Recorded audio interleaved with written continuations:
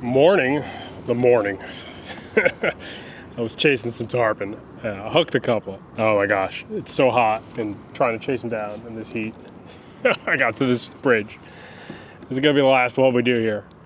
But this is like nuclear button. Like it's already, man, look at the size of this angelfish coming to say hello. I think you need pieces of squid for those guys. I think they carry ciguatera pretty frequently also. But anyway, sights and sounds. Let's catch some fish. Man, those tarpon. I'm good. I had a good time chasing them, but you know what? Sometimes you just gotta know. Dude, I didn't realize how hot it was getting on top of me. Like, I was sweating, my camera was overheating. I had to take like an hour break, and that's very unlike me. I will fish till the bitter end typically, but I realized I'm human, or I'm becoming human. I don't know which of the two. So let's chill out and do this fishing here one last time. I'm sure the tarpon could show up here. Why would they not show up here, rather? Got my turbo shrimps. These were pretty good the other day. Let's see if we can get any bites on them. Got 3/16 ounce barefoot jig. This is the killer combo in the Keys, man. It's catching a lot of big fish here, believe it or not.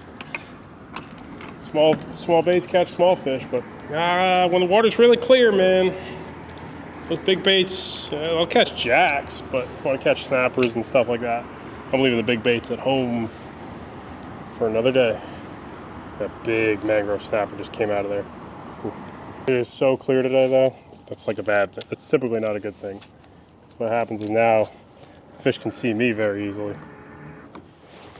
I could see them. Bad relationship to have.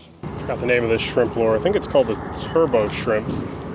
It's a gulp bait, so you know it's kind of pricey and a little fragile, but some days the gulps work really well here, man. They were definitely in the my top 5 Florida Keys baits is a good gulp. Turbo shrimp, regular shrimp, jerk shad, all pretty good choices, honestly. Gosh, this water's too clear. These fish are so curious. Those are all parrotfish, thankfully, not something we can catch, but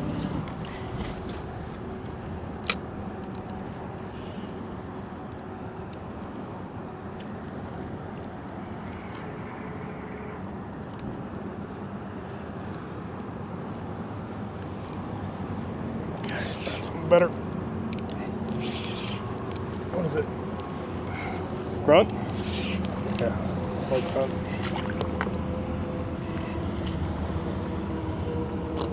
Had a lot of bites from these guys, I think, so far.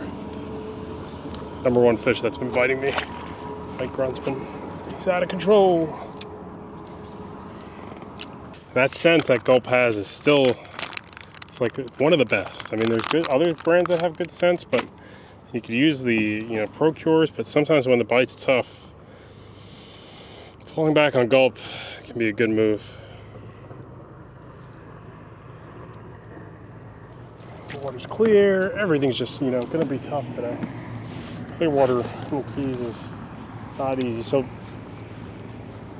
Bob over there had a big jack the other day, so there are some big fish, and I was chasing tarpon all morning. So there are some big new fish showing up. I'm gonna go back for the tarpon later. Let this mid-morning stuff kind of taper off. I don't know, these fish don't want to eat today, that's for sure. You can see that behavior right away. Like, I saw a bunch of fish come look at my lure, but nobody ate it.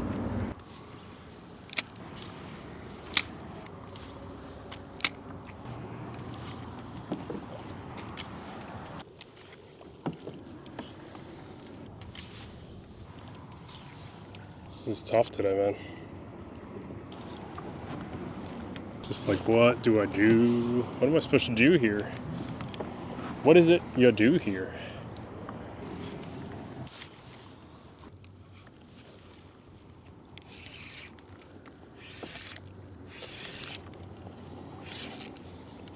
Jack? Yeah. Oh, small mutton.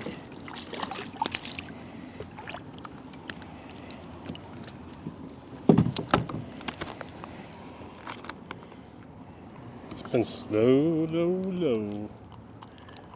Slow fishing, man.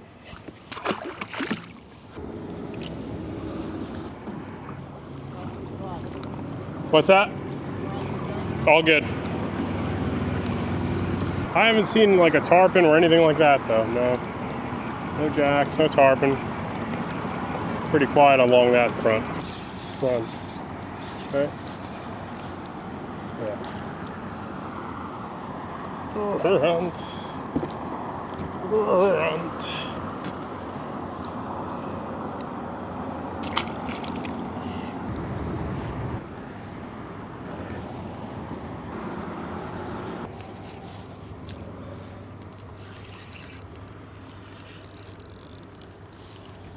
Finally. First bite in a while. Lookdown. Really?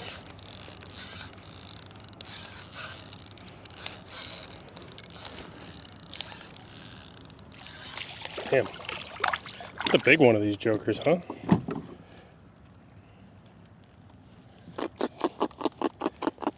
So here's my $1,000,000 question. Bait or something you eat? I've eaten them, they're pretty good. I might keep one. I don't know, we'll see if we get a couple more. I know a lot of people can just consider them bait though, right? Camera gear's overheating pretty good. Good day for that.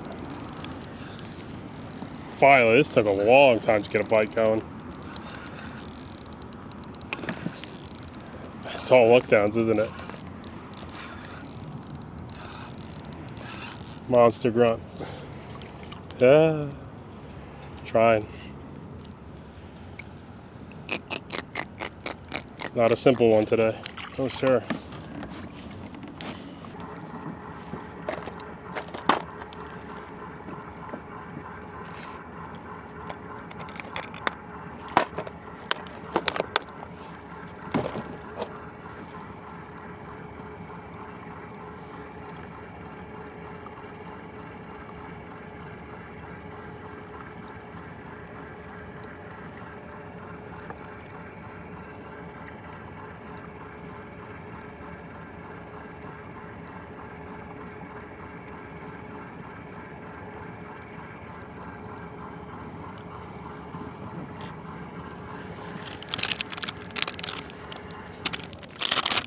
So a few jacks out here, a couple other fish.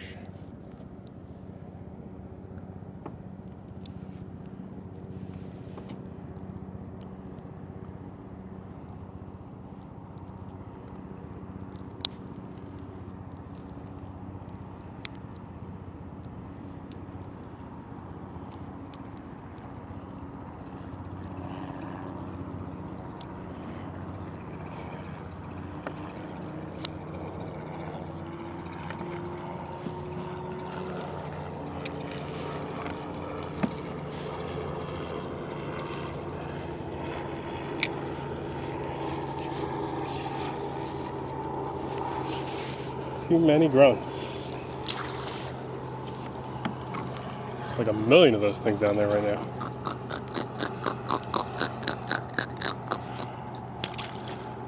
And chubs. So all the chubs out here.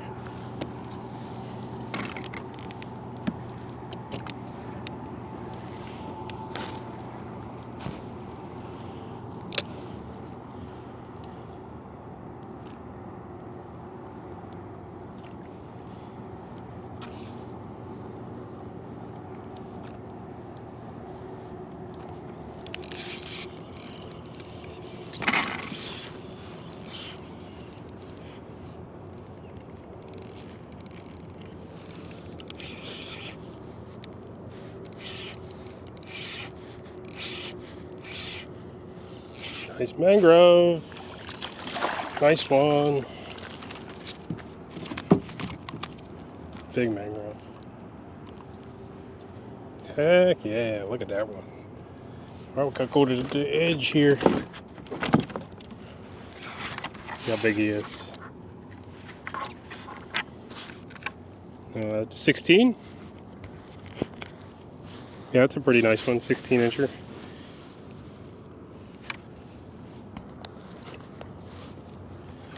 Nice, man. All right.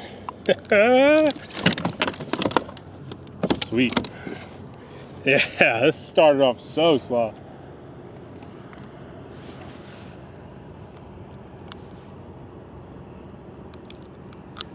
All right, we gotta get ourselves back on that lip there.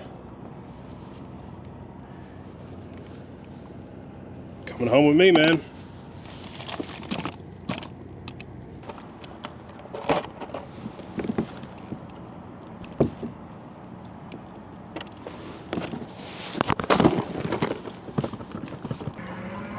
Z-Man, sleazy shrimp. Got one.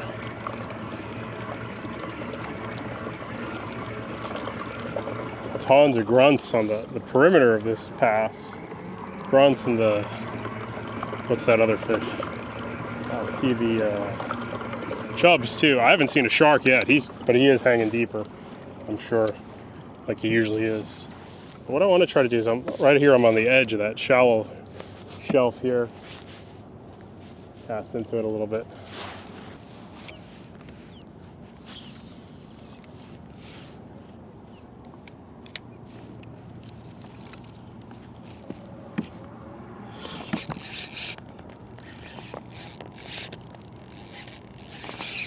Some.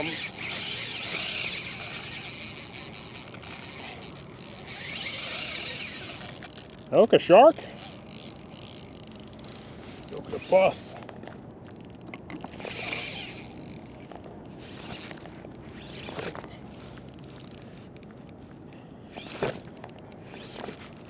I think it's a jack. Crevalle, probably.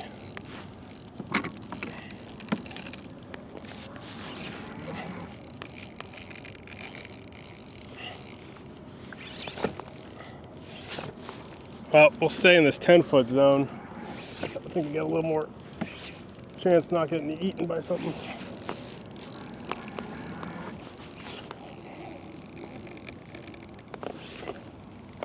Because it's gonna happen. It's gonna happen. Oh man, what a kook. Guess not to jack though.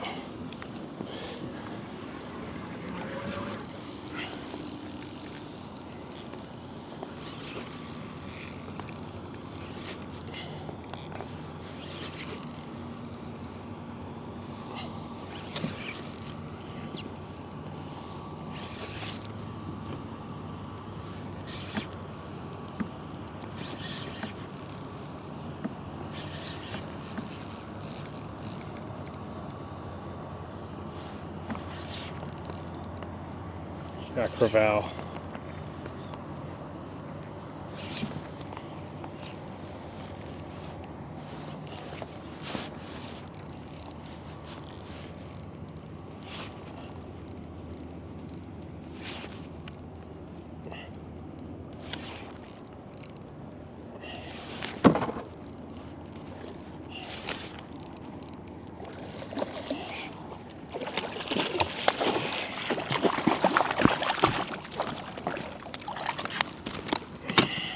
Crevalles.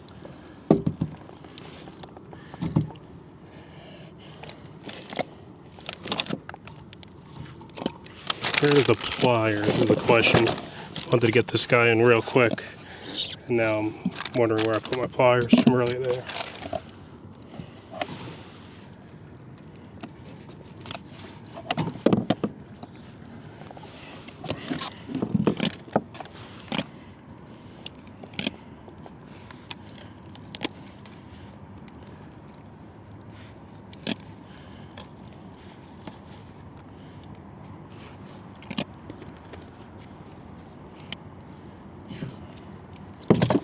Sorry, dude.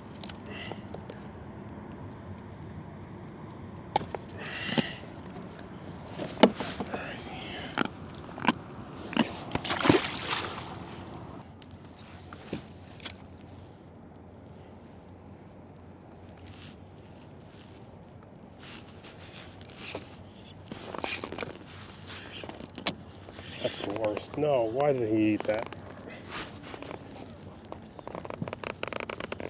You know he's out there somewhere.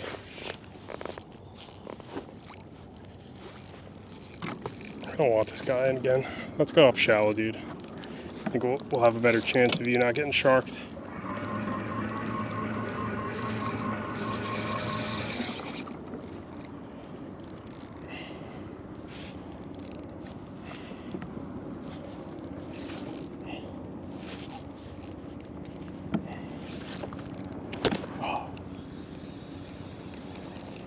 Not sure what happened there.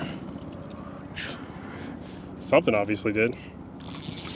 Might have gotten shark there. Saw that jack eat right on the surface too. I was like, oh no. Right as I threw that jig right there, I was like, no, don't eat it, Jack.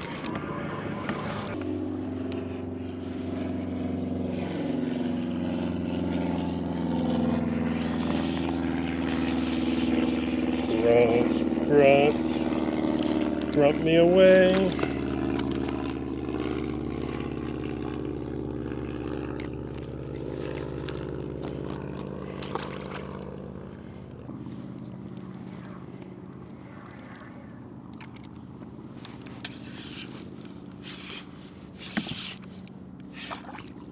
Tiny grouper.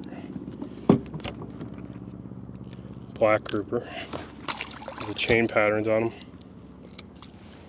The problem is you get these Z-mans on them. Something hits them, it's like catch-22. They're good until, you know, they foul up sometimes.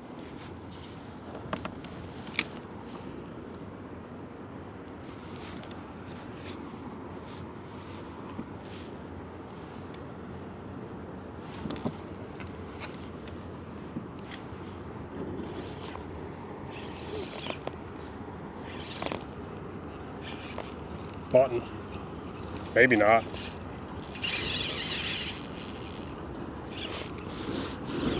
Either jack or mutton. We'll find out.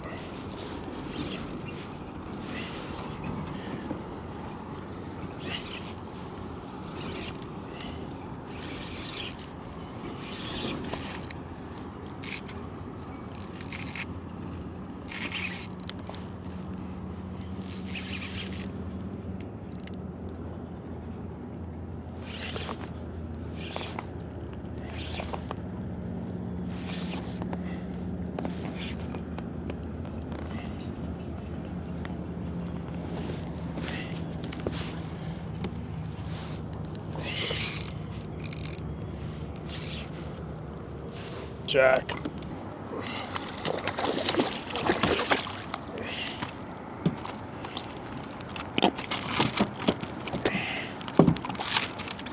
Crevalle.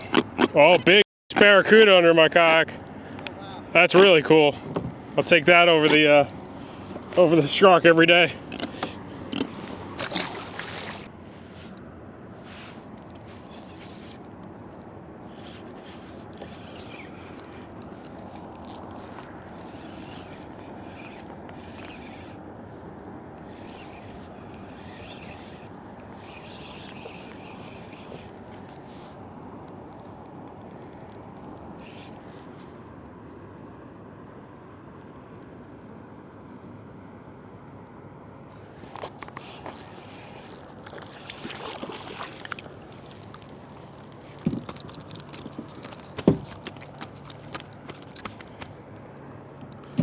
I'm amazed we haven't seen a shark here, especially now that I'm goofing around in some of this deeper water. Crazy how slow the actual bridge itself though is. Alright, I think I got a little bit of a rhythm going, I hope. Maybe, maybe not, possibly. 50-50. This thing's so hot, I'm worried about it too. Who would have thought the day I fished like the hardest here is gonna be the slowest? Because usually this place is pretty good.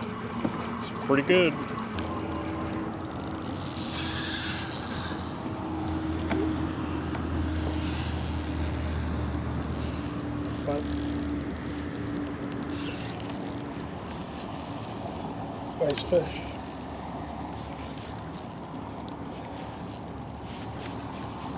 Busted out the noodle.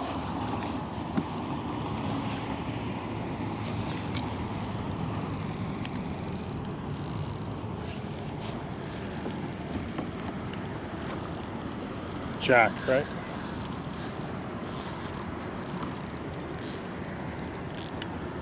No, that's no jack. Should be there.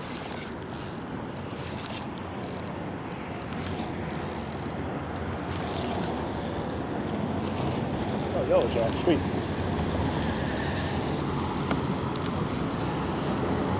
First one of these.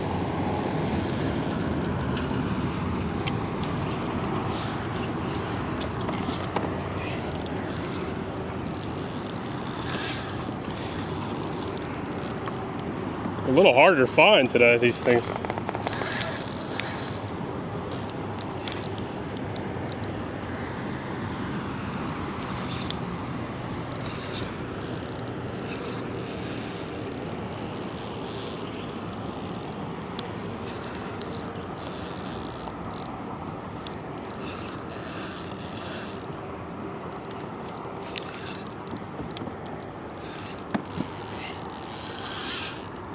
Decent size one of these guys though.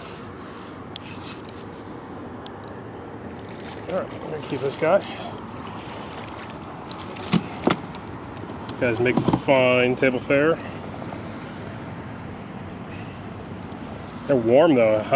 Definitely things have changed out here. I don't know if we're in spring bite already or who knows, but it's decent yellowjack.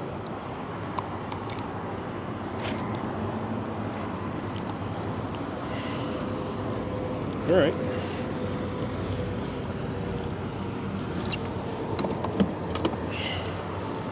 Mangrove on yellowjack. That's it for me. Uh-oh, microphone's gonna drop out, guys. Sorry. How much I'm gonna be able to do about that?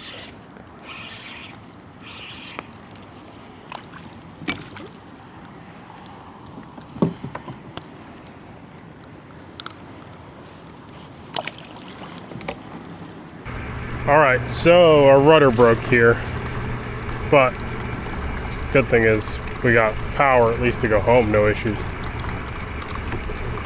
This won't be hard at least, but let me just check out one of these sandbars here, see if there's anything. Take it from there, I guess.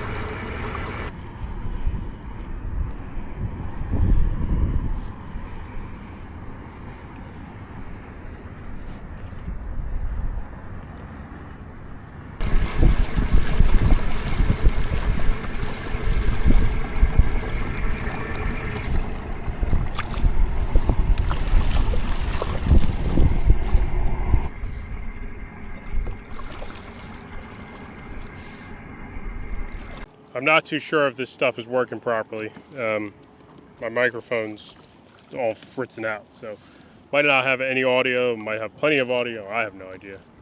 Still gonna fish. I ain't going back to the car to figure this out right now. So. Okay, so yesterday was very slow. A couple yellowjacks, one nice mangrove snapper, a couple jack crevalles, very long down the water. Today I'm trying it differently. I'm gonna fish the bridge. It's my last day doing this stuff, so fish the bridge for 2-3 hours. I want to head on the flats, see if I can maybe pull a tarpon before that next cold front moves through. They've been around, but I just haven't been, how should I say, committing to it. Been getting a couple of the smaller ones, but there has been some like 60-inch fish, so let's give that a shot. They've actually been like the right size for the kayak.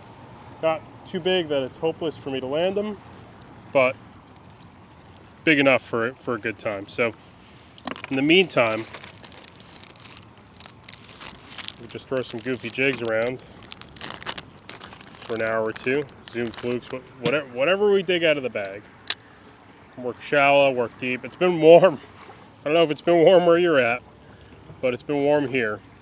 And I think my audio is going to be kind of sounding like I'm talking into a bucket today, because I think the microphone died.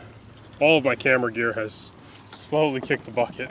It's a miracle I'm still on the water is my final take about all this. But yeah, let's see what happens today. Got the end of the incoming tide here. We'll have a switch. Should be some decent conditions showing up here, setting up here. Got all the lures we can ever want. Starting with the Zoom fluke.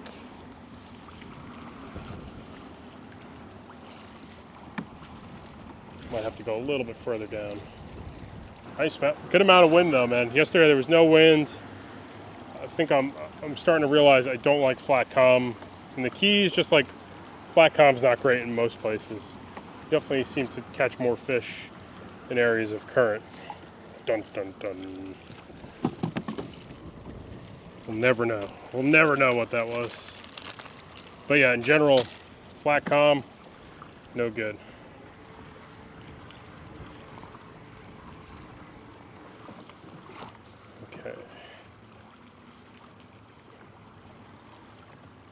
I was thinking of going the creeks, but you know, I had some new spots I wanted to check out, and yeah, there was definitely something I could have done today that might have been a little different. You know, we've seen me at 7 Mile Bridge a lot of times, but I really enjoy fishing here. So, how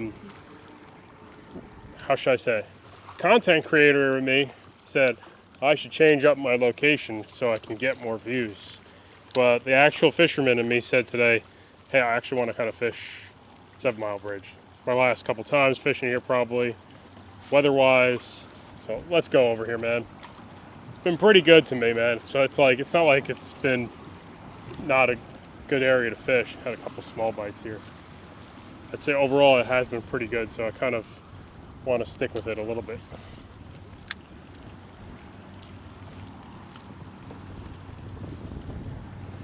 Catch a couple of mangroves, keep those. Mangrove snappers have been coming home every day, almost every day. Yeah, I like it. It's darker today, that's for sure. Yesterday it was so clear. Too clear is also no good here. And then my rudder broke to end the day. So I've got 3 broken microphones at the house. Well, one of them's on me right now. And I've got a broken rudder that I fixed. 1 broken drive. A busted up Dieworcester tape. My Shimano Stratic is pretty much shot already. So yeah, we didn't have much luck on this trip in terms of gear. No, it's been pretty rough. That's the keys, man. That salty, salty, salty water just is really tough on your gear. There's a lot of floating lines, ghost lines right here. Just a really tough place on your gear. Mixing all the words up. So on a 1000 series spinner. I haven't seen a hammerhead yet. I know they're here. I've seen one on the ocean. I haven't seen any hammerheads at the bridge yet. I'm sure they're somewhere here. I think there's somewhere there's some bait though, man. I know they really want to be around tarpon, the eagle rays, probably all those food sources. I don't know if the hammerheads mess with the jacks a whole lot, or are they more of a tarpon kind of fish? I feel like they want a pretty big bait. Is that a bottle or a man-o-war? That is a bottle. Let's pick up this bottle.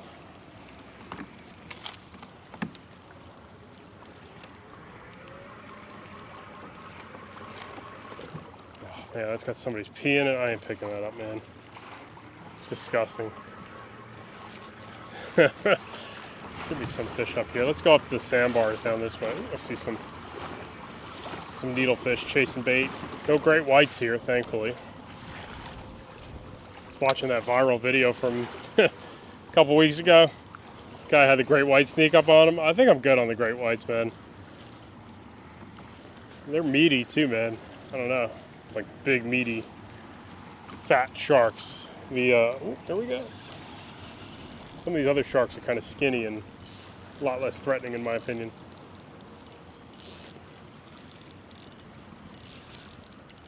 What is this? What do you think? I think it's mutton, isn't it? A little mutton? Yeah. Usually a few little muttons here.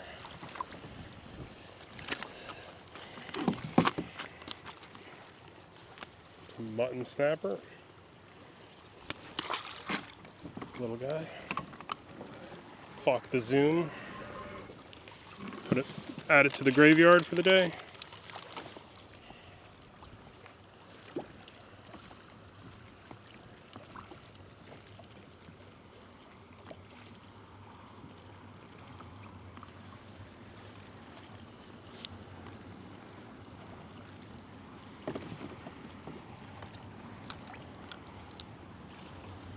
Mutton snapper, plain snapper. There's so many types of snapper.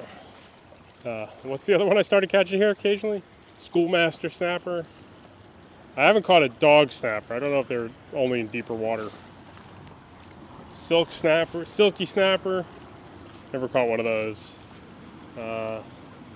Vermilion snapper. That's a deep water snapper. Like one of that bright red, beautiful colored one. I don't think those ones taste that good in my opinion.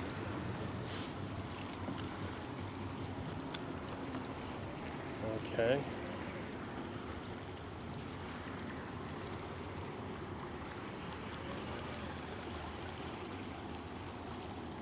About here.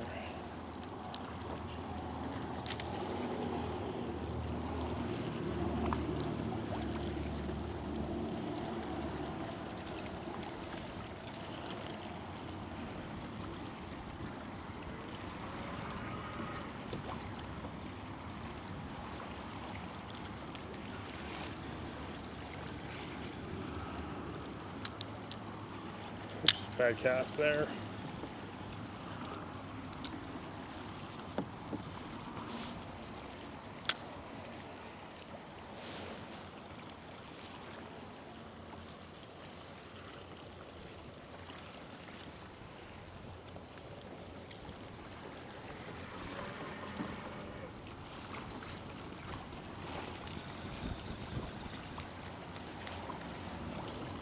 That breeze is like amazing out here though. Really feels good.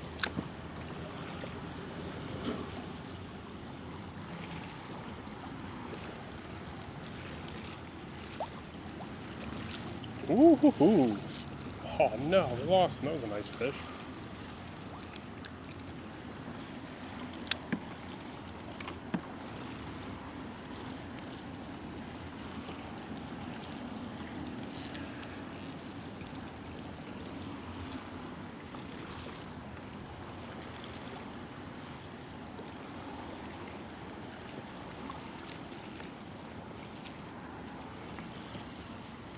Know what those were. Maybe more small muttons. Oh, that wind feels so nice, man. You know, you usually try to avoid windier days, but I came out here when there was no wind, and it was like incredibly hot. Oh gosh, I'm getting bites here. I keep missing them. But there's more small muttons.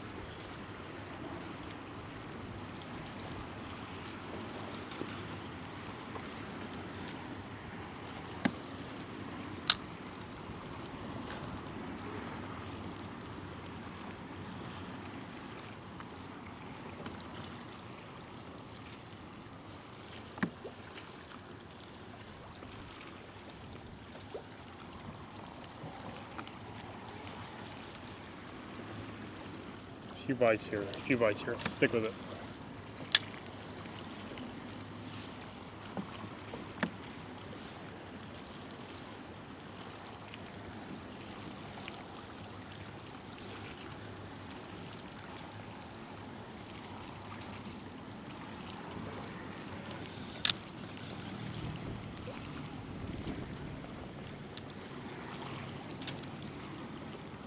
I feel like casting really close to the pilings are sometimes a good strategy.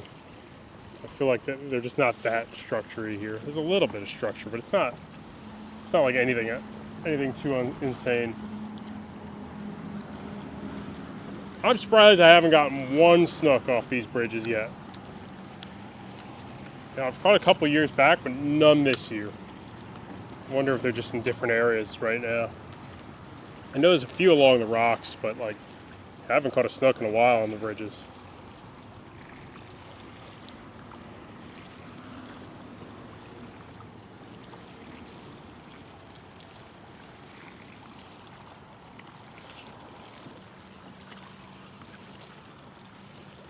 Nice, very good. What a hook set. I swear that's not what everything else was though. I had other bites, they were fish. Believe me. I'm telling you fish stories. I can still tell you fish stories on an unedited video. But we're gonna get there.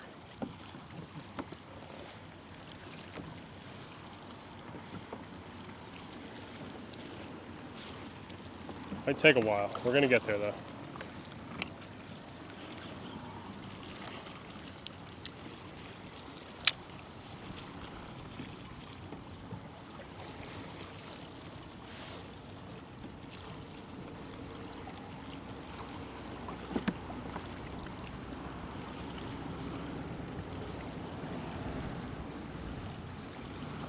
See, the thing is, like, I bet you, like, a lot of the bigger mangroves, snappers, they go where there's a lot more bait. And it doesn't seem like, at this point in the season, there's too much bait left on these bridges.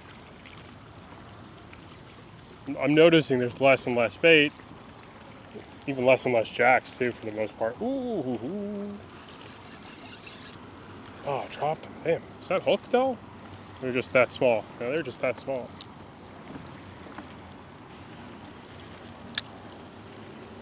I'd say we also had like a slight change to,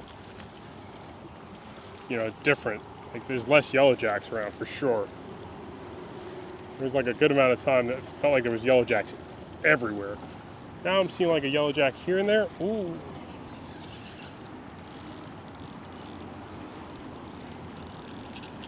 It's a grouper.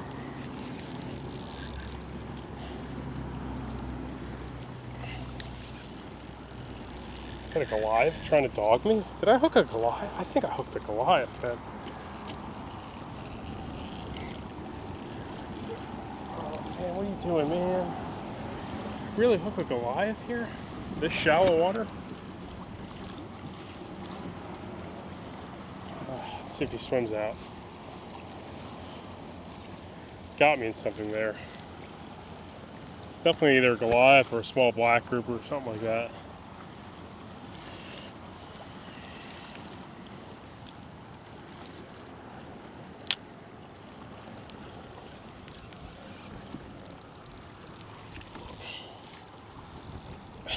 Can I land this thing on this?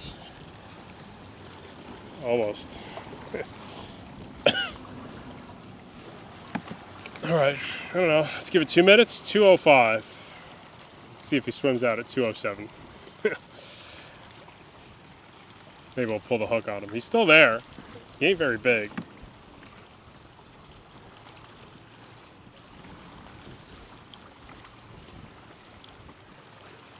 $2:05.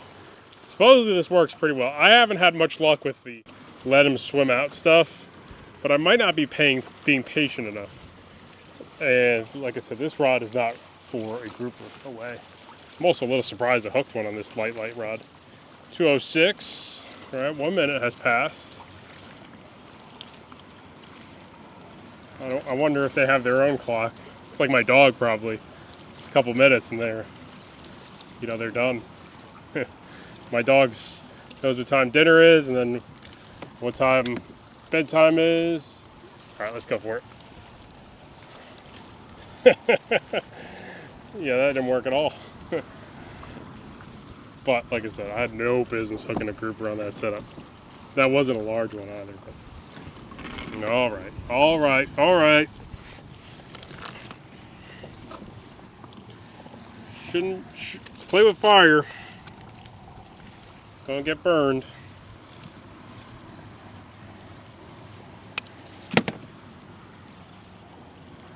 And the rod's really light, but what is this, 20-pound braid here? Those grouper are the only fish that really dog you in structure like that. I mean, sometimes the snappers will get you, but not as often as the grouper. The grouper got one purpose: get you in structure.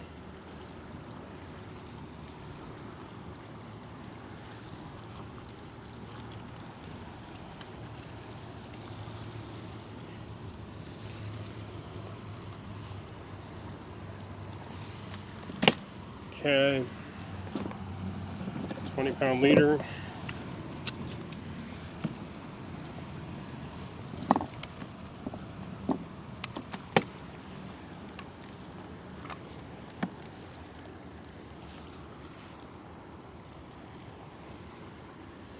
I use a uni knot.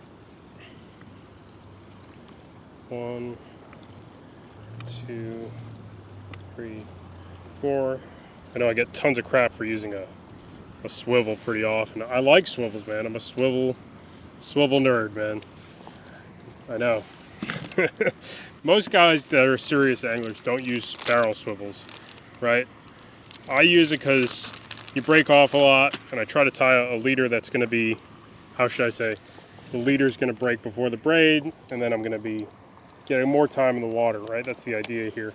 I even got my little bottle of crazy glue today to try to maximize time in the water. Right? That to me is important. Tying knots and waiting for groupers to swim out of their holes.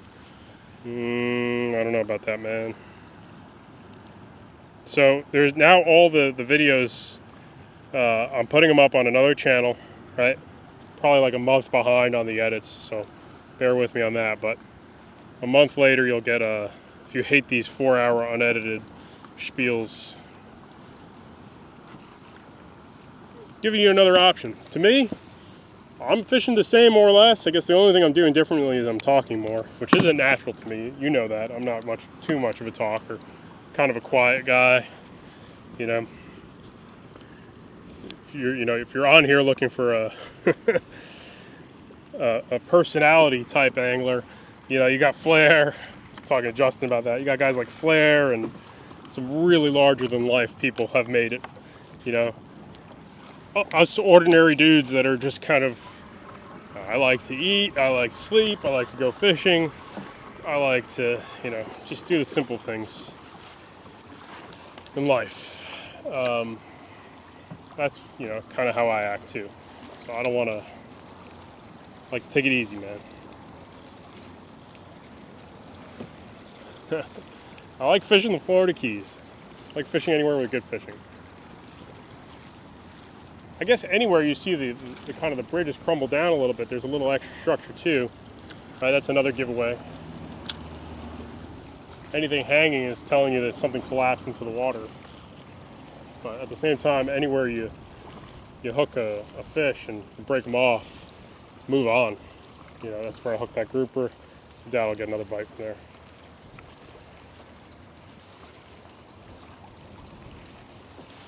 And there's only so much torque I can put on that fish with the little light rod here. But I'm not really expected to hook a Goliath grouper. Honestly, I'm throwing this little light setup. Mangrove snappers, jacks, maybe a mutton snapper. More of a let's see what bites thing. Generally hook more snappers than groupers anyway. Fishing this stuff, and I think I'm just more interested to hook snappers than a Goliath grouper. In general, Goliaths are kind of cool, but I don't know. Wouldn't say they overstay their welcome too much, but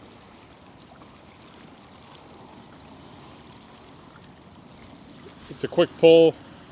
It's gonna get you, then it's over very quickly. If he doesn't get you, it's over. It's very rare you get him to fight out in the open.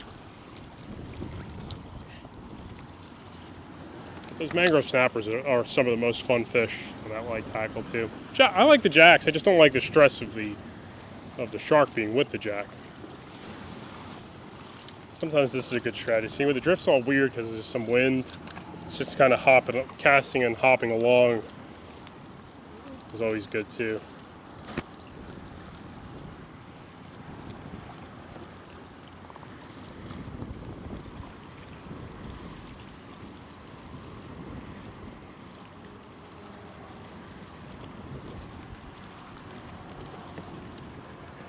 Nobody there either. A couple slower pilings for sure. Haven't picked up a mangrove yet.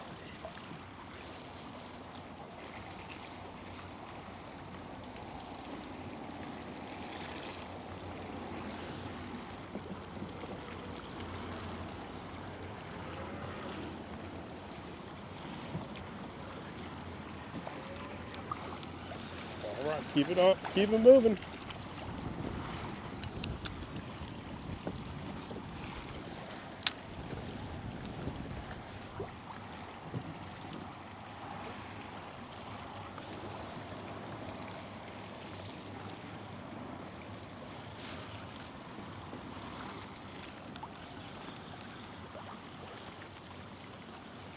There hasn't been that many jack crevalles either. I mean, it's been a few. It's not like December, man. December, this place was loaded with all these jacks, these jack type fish.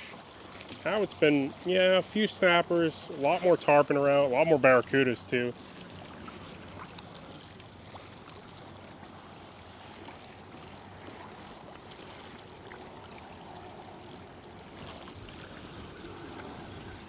The bridges have gotten kind of quiet, I'd say. All the bridges, doesn't matter which one.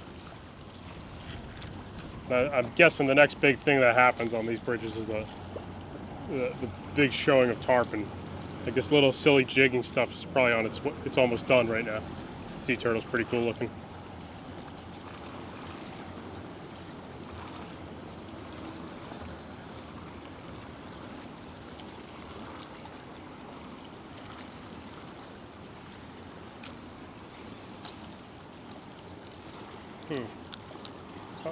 Kind of slow.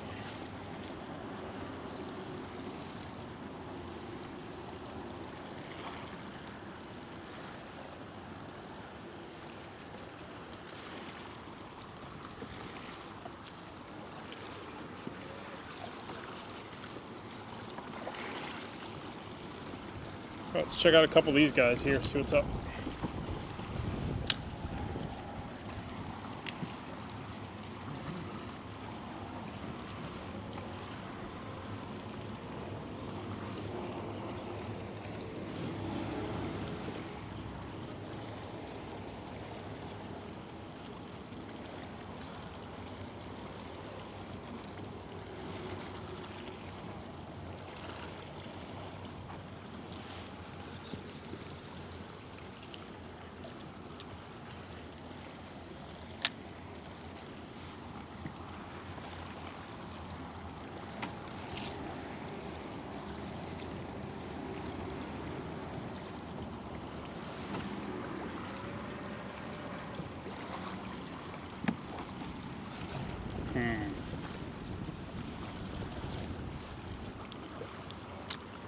I feel like by now I'm catching fish pretty steady.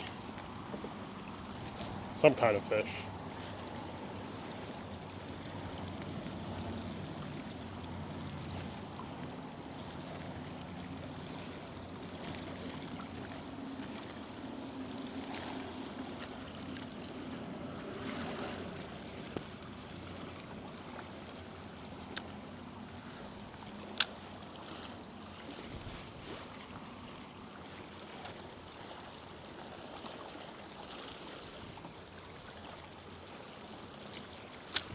Missed him.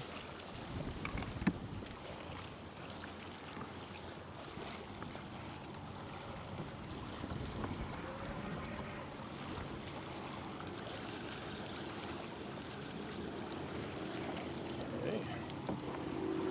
Let's see if this Procure is going to make any difference.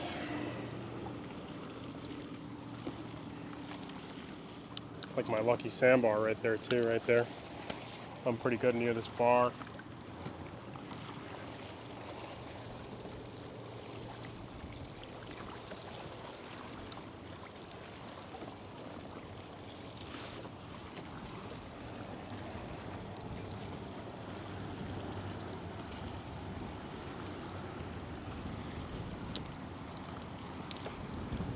Shake that off, shake it off.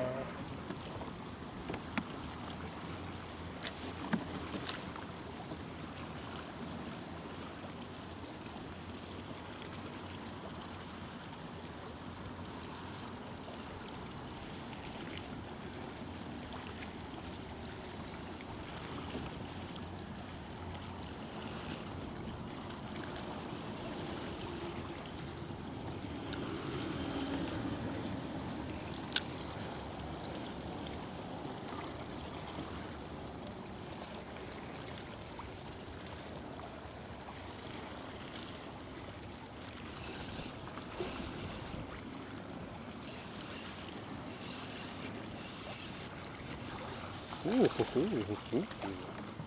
a yellowtail.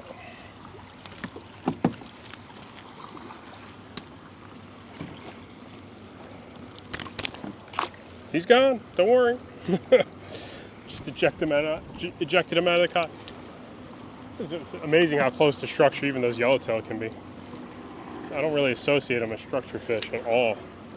Well, there are two.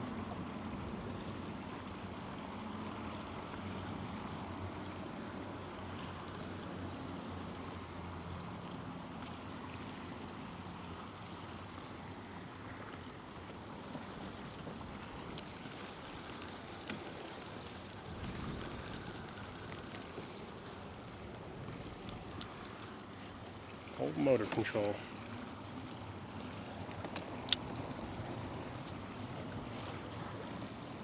see, are we stained up? No, we're good.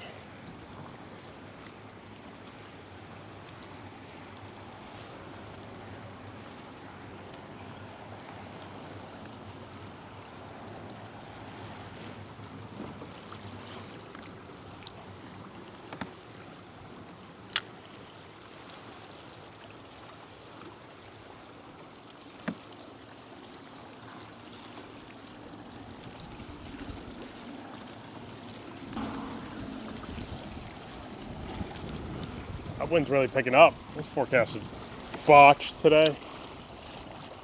B-O-T-C-H-E-D. Botched. Batched. Yeah, they definitely botched today, man.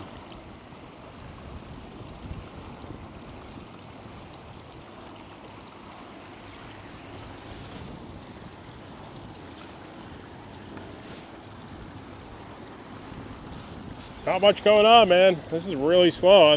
I'm already thinking about packing up and going. I was out here yesterday, like I said, and wasn't very busy. I don't know if it's just a slower point right now. In between the moon phases are crazy, or just that the change of season has happened. You know, it got warm, bait's not here. Fish don't need to sit here for these months anymore. Definitely start moving around a bunch.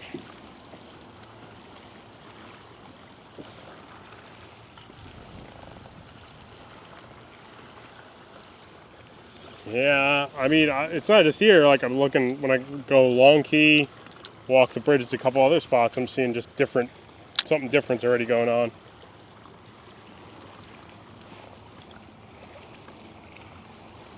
The season has changed to some degree. Trying to pick off a couple fish that might still be hanging around.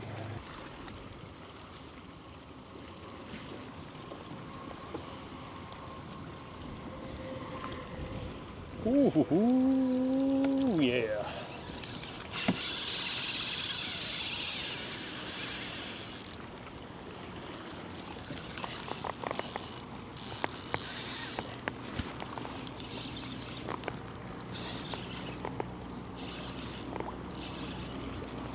Jack, probably.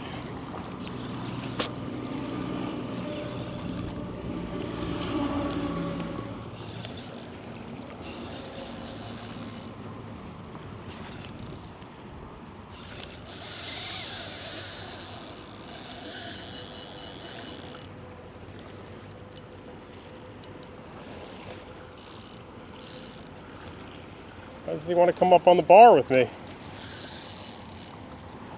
We can hang out on the bar. Oh, man, that's a big jack, I think. You know, I got this noodle ready, working with me. You can go on the bar, dude.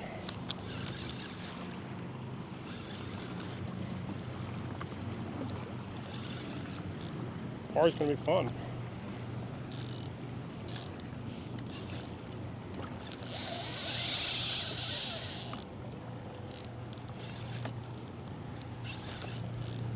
Hope a barracuda doesn't show up here.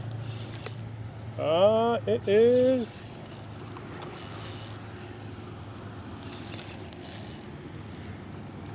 What's that? Yellowjack? It is a yellowjack.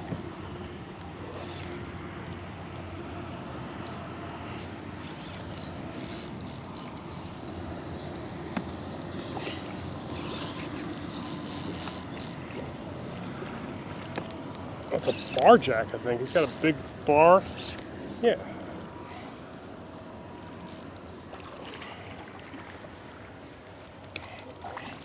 Say here. Oh, that's a yellow. Oh, I'm so confused. Yeah, it's a yellowjack. He's got those lightning bolts all over him. It's a cool fish, man. Spread their wings out and they fight that current. And they're moving.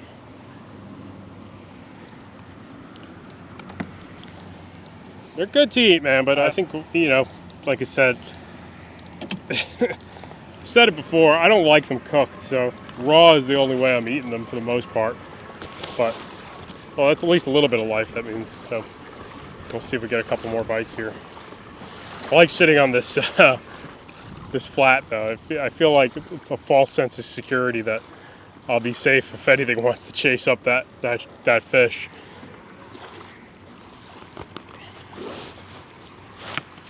Maybe not. All right, this is a 4-inch, all about the bait, esky shrimp.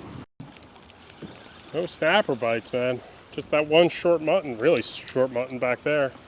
Nothing since then. You know, a couple of guys say that the mutton bite has been like getting really weird, even on the beach. It's starting to change already a little bit.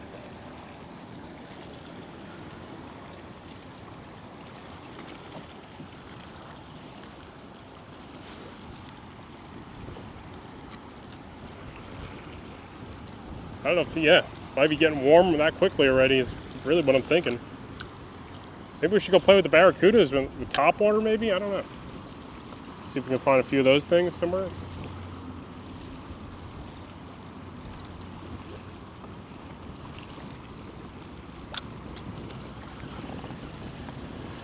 This is not going to be entertaining for 4 hours doing this. I know that.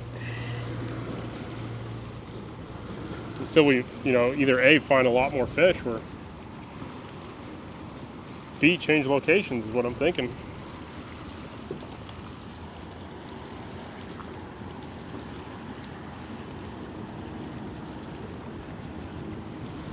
Yeah, I usually get like a few more bites than this though, man. This is what I would call not much happening.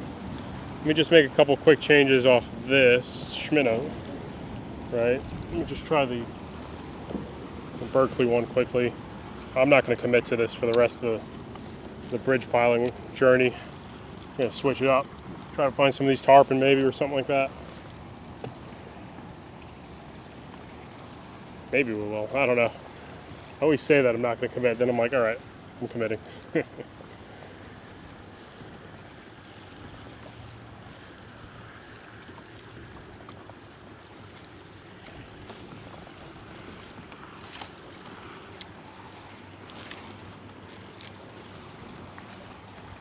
wind's pretty puffy though, man.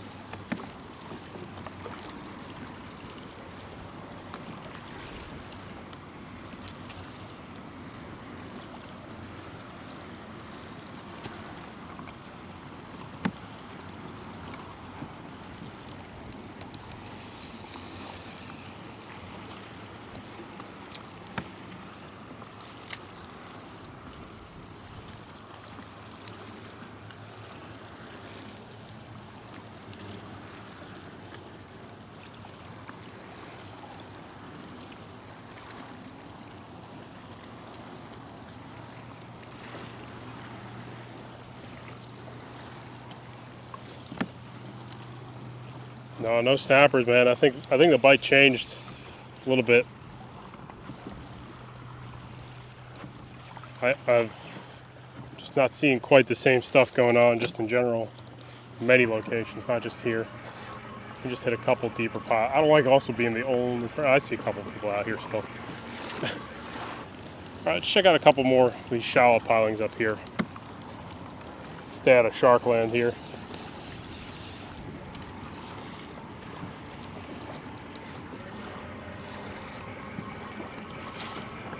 And I guess we'll cruise around the flat the long way home. That's what I'm thinking, at least. But yeah, it's looking kind of quiet out here for sure. See all those houndfish, needlefish hopping around too. But I'm looking around out here to see anything, and not much yet. I'm not going to go all the way to the tree, but just cruise around here a little bit more and see what happens.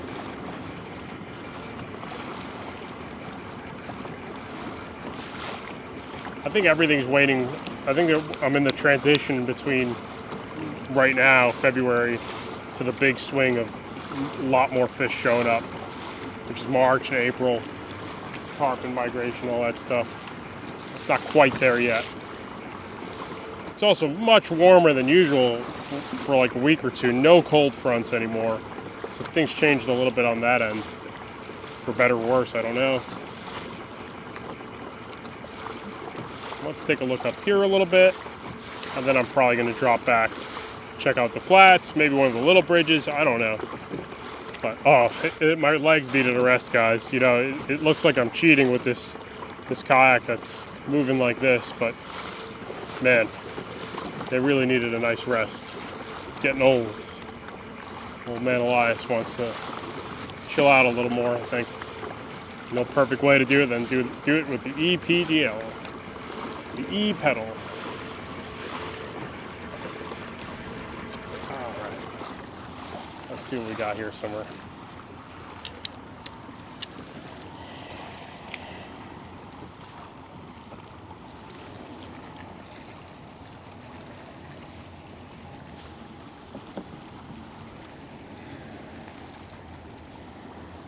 A bite there.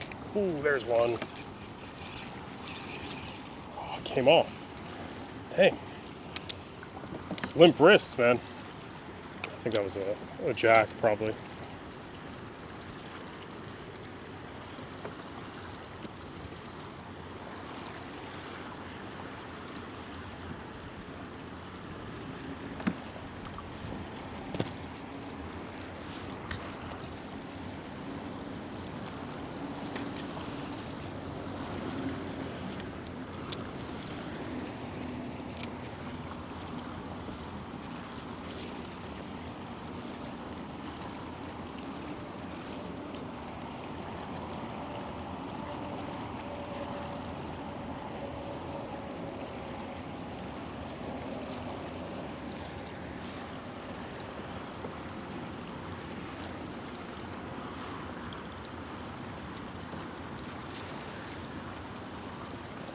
Could have been one of those little fish too that we were busting up on my jig. I'm seeing a lot of small stuff bouncing around right now.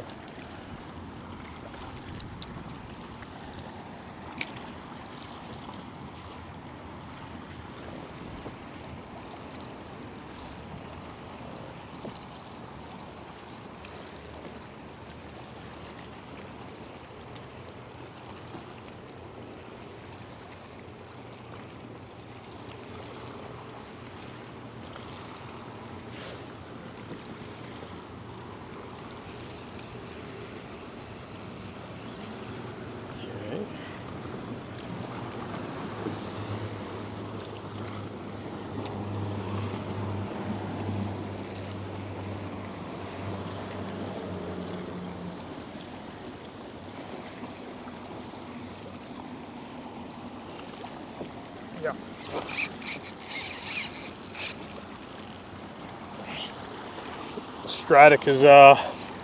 Stratic's done.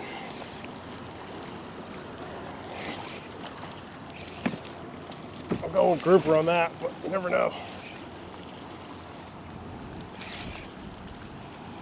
Yeah, grouper.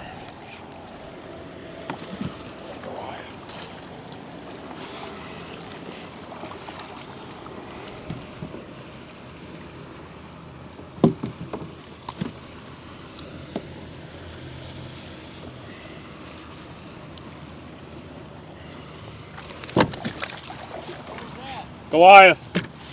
Goliath. Goliath.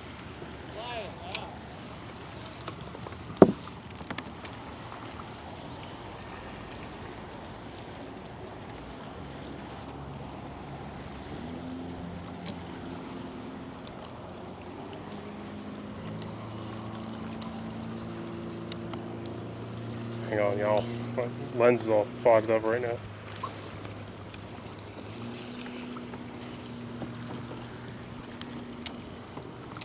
Stratic's falling apart, man.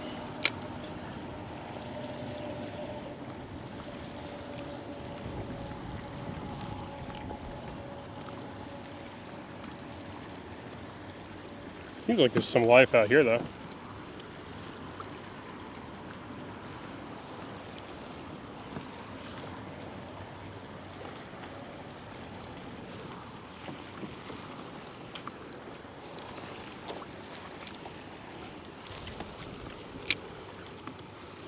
I think that's the second Goliath I hooked so far today.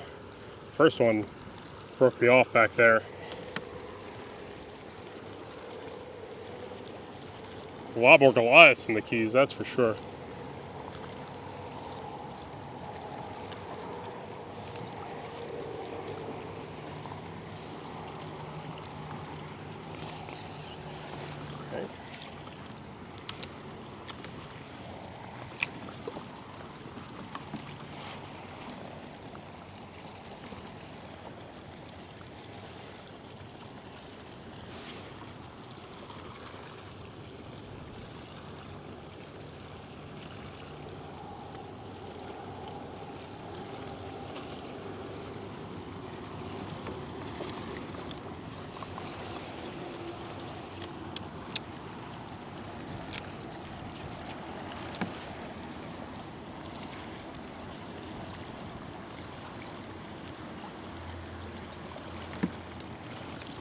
Well, we're on what? One Goliath, one yellowjack, a couple other bites out here. Nothing crazy, but definitely a few fish out here.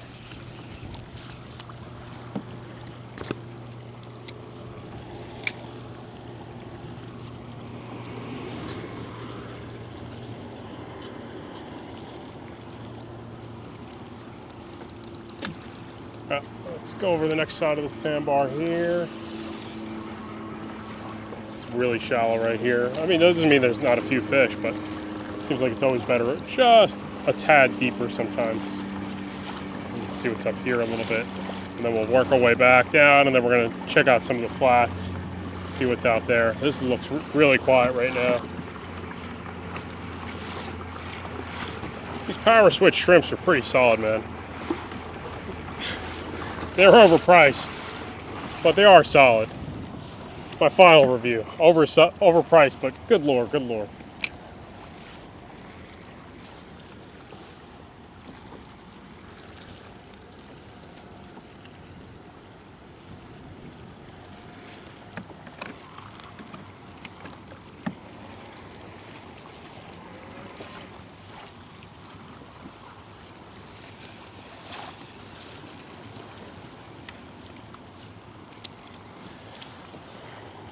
Saw something there. Looked like a jack.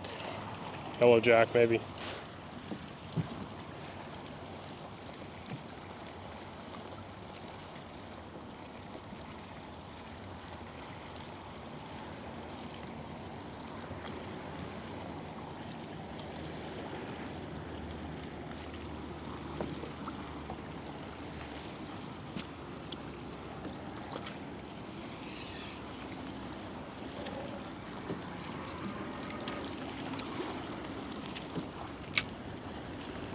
Bites do happen quick though, man. If there's something that wants to eat your jig, he's coming pretty quick, it seems like.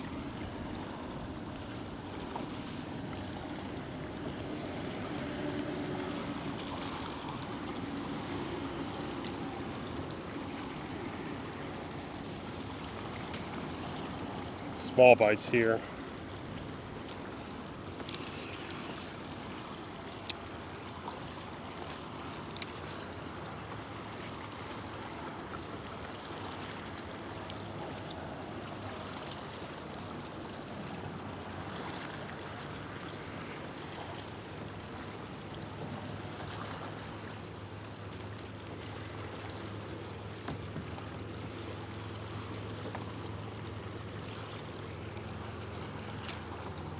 Well, a couple bites, but nothing good.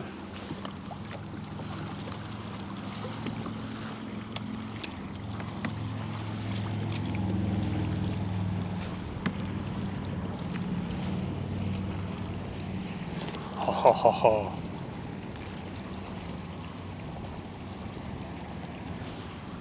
Getting bites, starting to get some more bites though.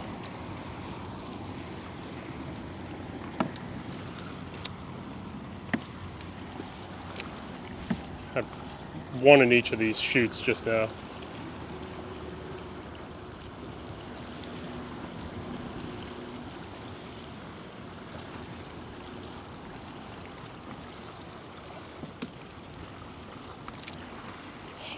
Maybe they're grunts. Little gruntsing getting me. It's possible.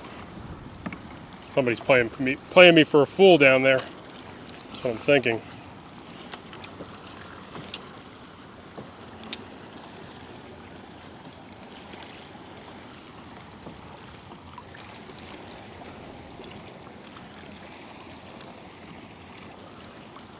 Oh, I suck. He came back for it.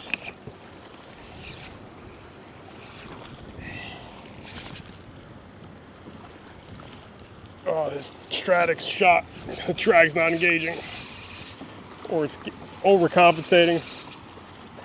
One or the other's happening.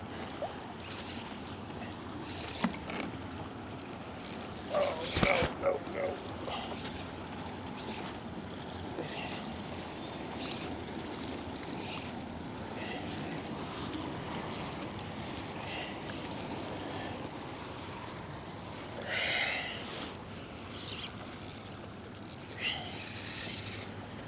Another yellowjack, yeah.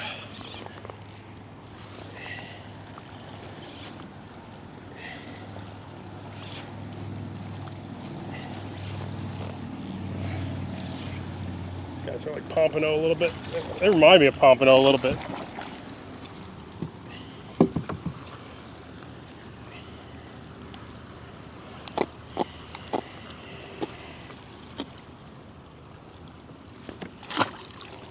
Very popular fish here, at least for the tourists. Everyone always talks about, are the yellowjacks biting? Are the yellowjacks biting? Today they are. They have been around for a few days. Or either that or they're just not biting. This Stratic is shot, man. This didn't make it very long, honestly. Kind of disappointing.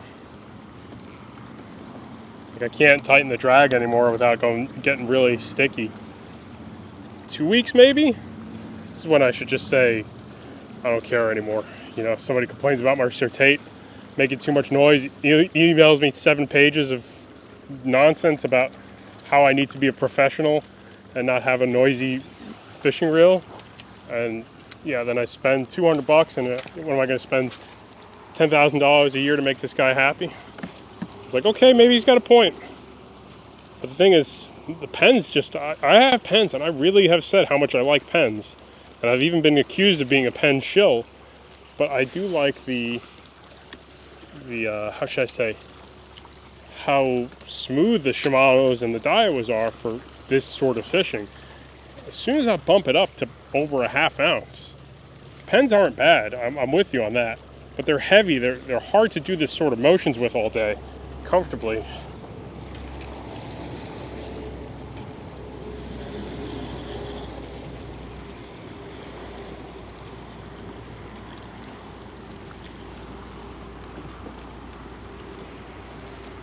I think that was another jack, but who knows.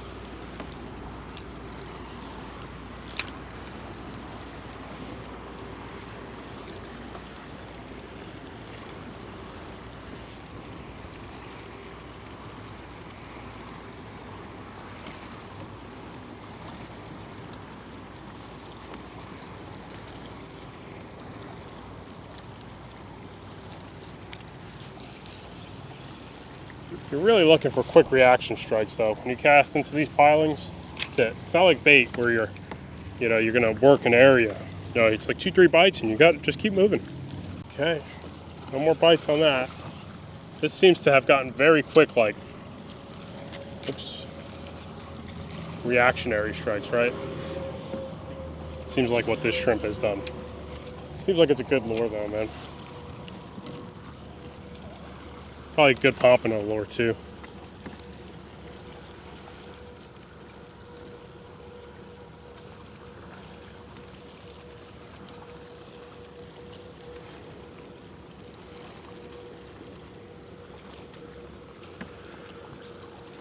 All right, I'm not gonna go all the way down. I think it's more of the same, you know. Oh, we lost our tail there. Only thing that sucks, right? You lose your tails on these things, you gotta retie. The downfall of pre-rigged sometimes. In some areas it's not so bad, other areas it's really bad. Everywhere is different. That's how it goes in life. What are we on? Oh, we're only on an hour. Should we finish that out? Or are you guys bored? You gotta let me know. Yeah, because I do want to go back to some of those flats and see if we can find a tarpon for late afternoon. It's 3 o'clock right now. Shrimp lures are pretty good profiles here, man. So after my couple months in the Keys, take this all with a grain of salt. It seems like 4 inches is the magic size. No, know what you might be thinking when I said that. But 4-inch lures are the magic size for around here. It seems like you're going to get a lot of bites using 4. And 4 is going to get you the mix of, right, if you want to just catch a lot of fish, right? You're going to catch a lot of fish on 4-inch lures, and then you're going to catch the quality fish. I mean, in my opinion, to me, a 15-inch mangrove snapper is a quality fish. Catching a couple of those yellowjacks, fun times, right? It ain't going to catch the 27-inch mangrove snapper or the 40-inch mutton snappers, as the comment section has led me on to believe is what's out there for me. But 4 inches seems to work pretty well. just hooks a lot of fish, some good quality fish. Seems to be like the happy medium I find.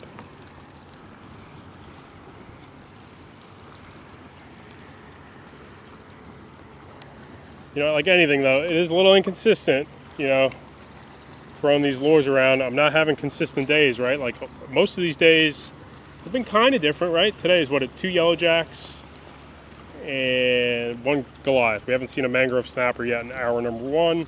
I'm telling you the truth, yesterday I came out and it was, what, I have 1 mangrove snapper nowhere near the bridge of size. So it leads me to think things are changing a little bit. And it's not like the mangrove snappers were ever anywhere consistent. It was definitely like a seek and destroy kind of game. But the life has just overall gotten changed, right? A lot less jacks now. I'm not seeing bait anymore, so water warmed up, what, 6 to 8 degrees since I was doing this earlier.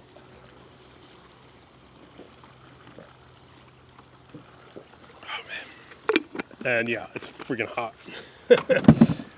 Okay. Let's try a couple of these shallower pilings. I kind of overlook the shallow ones.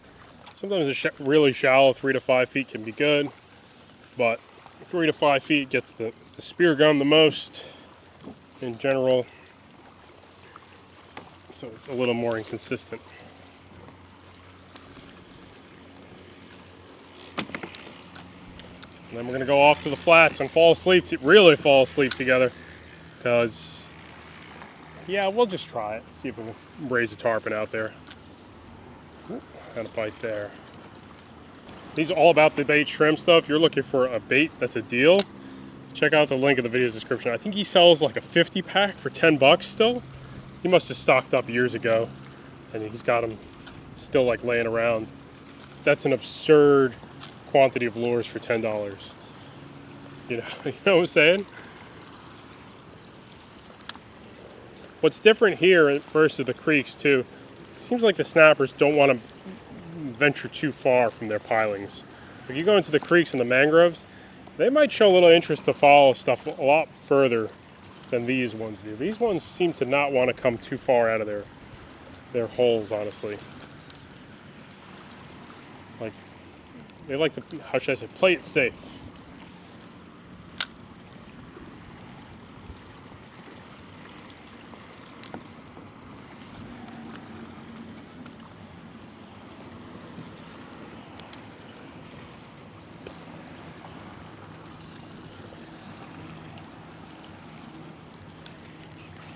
But one of the things I noticed though, it's all about current, right? Right now the current's not moving really good here.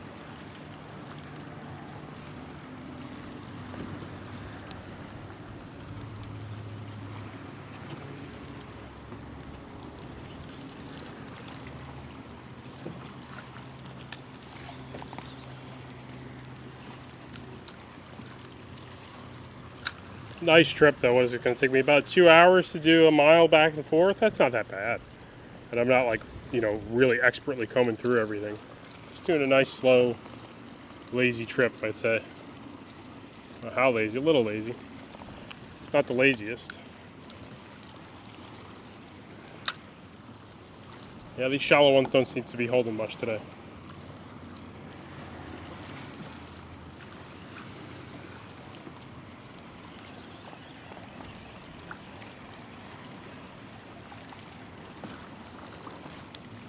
We haven't picked up a single big jack crevalle here yet. When I was walking with my wife over to Pigeon Key, when we were walking the bridge, I saw giant jack crevalles down the other side, but that's that deep water with even more sharks that I kind of want to stay away from.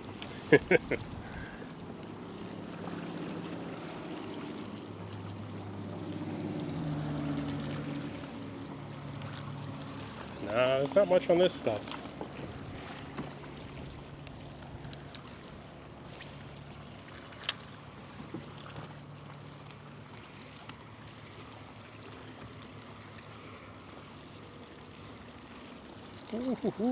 That was a grunt. Can't tell me otherwise.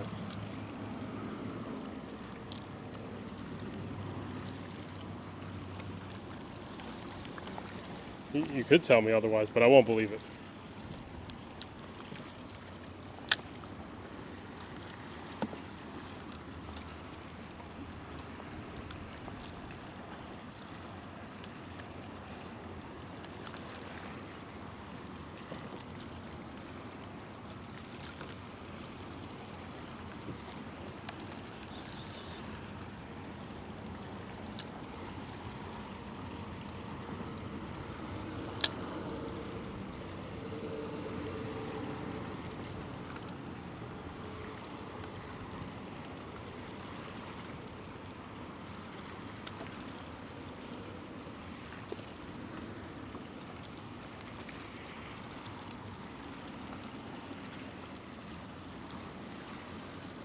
Alright, bites stopped coming in at all now, huh? I feel like I hit these ones, or I'm guessing I hit these ones already.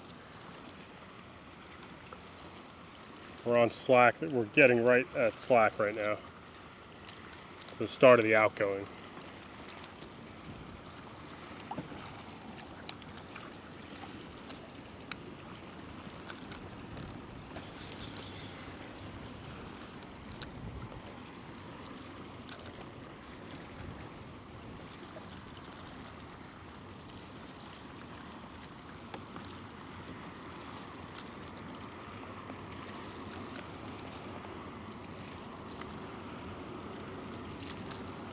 Nope. Bites kind of dried up. I don't know if I hit all these already. Oh, I saw something follow my jig and looked pretty small, but something went for it.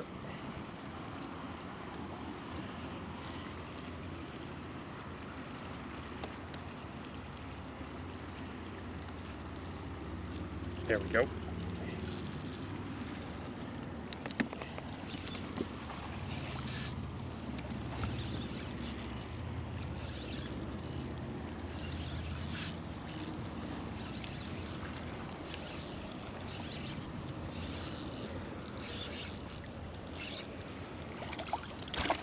Jack crevalle has shown.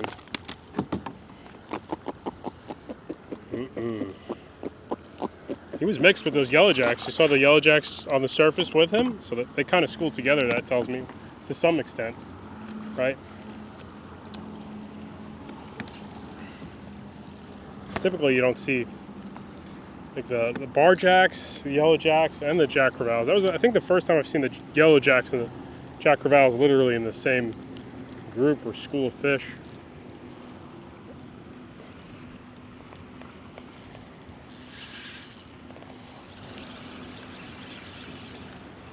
It's charging me really fast here. My sign that I need to move. I'm going to slow that down just in case that's something I'm worried about.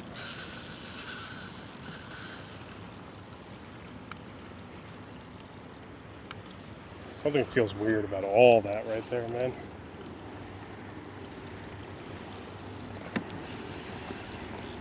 I haven't had a shark encounter in a while, so I'm like I wouldn't say I'm forgetting. Maybe a little bit. That's another jack. Like I said, we know that the jacks are going to bring some taxes over. But he did some weird erratic motions that kind of freaked me out there for a second.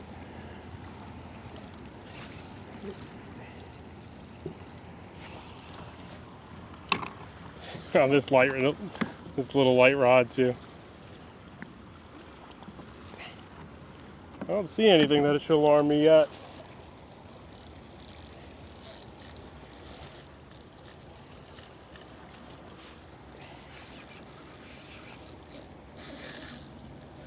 Crevalles.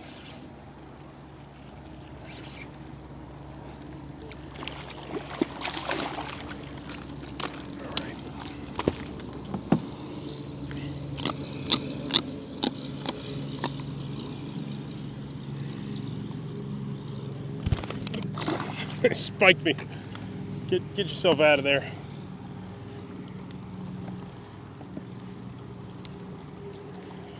Okay.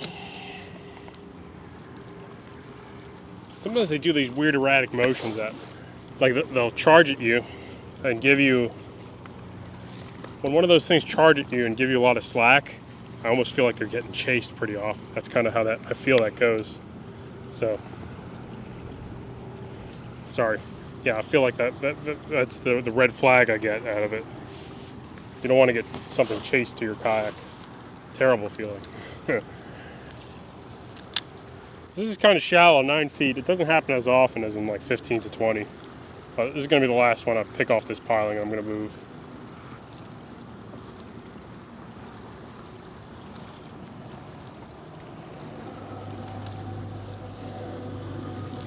See if there's anything left on this piling, rather.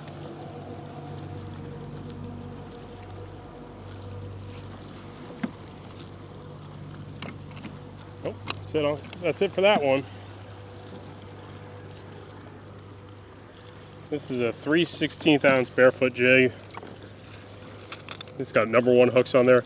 Awesome little flat jig, and I used that little loop knot. I left the 4-pound test at home. I think there's 15 on here.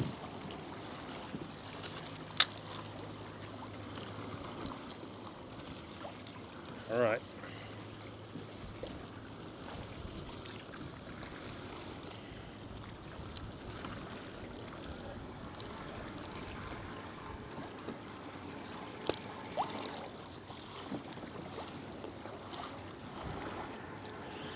Let's head over to the shallower stuff.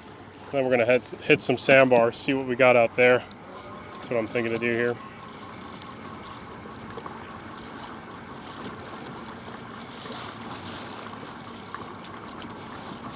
Well, these guys got a chum bag out, so that's probably a good thing for me. Not deal with sharks too much that way.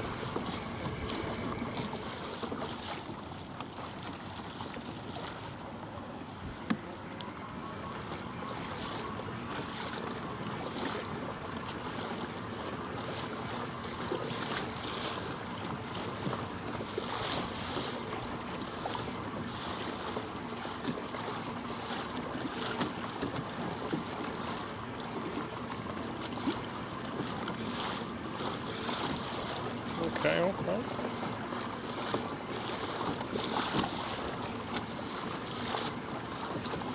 Let's see what we got up here. New frontier.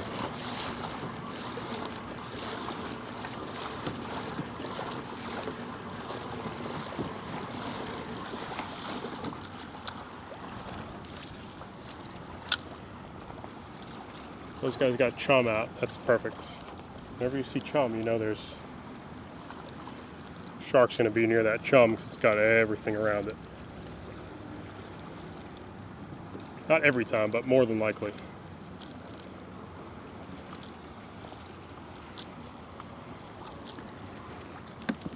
One day what I should do is just literally put a couple small jacks on like tiny little hooks that are, have their barbs crushed and they're going to bend out. Just see how many sharks I'm going to hook. So get an idea, like a tester, right? Because it'll change my mood of how I fish for the day, right? If I don't get sharked within 10 minutes of like having jacks out behind the kayak, I'll know I could probably chill out a little more and kind of work through some areas better. It's like sacrificial jack of testing jack. How sharky is my day going to be? Usually they show up pretty quick though.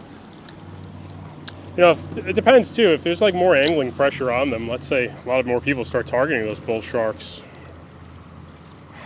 I think that might not be a bad thing for the most part. I don't know. Interesting question. Ooh. I have no idea what that was. I think that was a lookdown. Looked like it was a lookdown. Those big flat paper disc looking fish.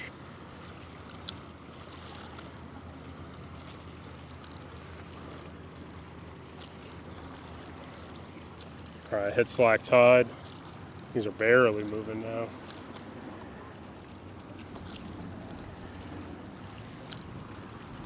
Swear I saw a lookdown come up there. The wind's picking up, not laying down like it's supposed to. Typical Keys stuff for you.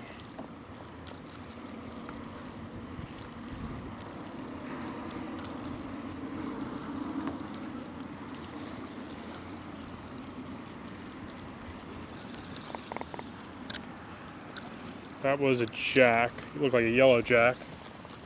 I haven't caught any pompano this winter too. I was thinking about that. Where are the pomps at? I haven't seen many of the other guys catching any pompano too, long key, any of that stuff.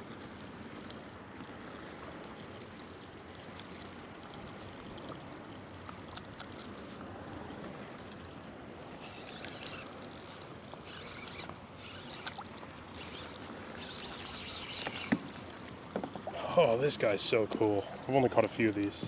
Been catching more of them lately though. Schoolmaster snapper?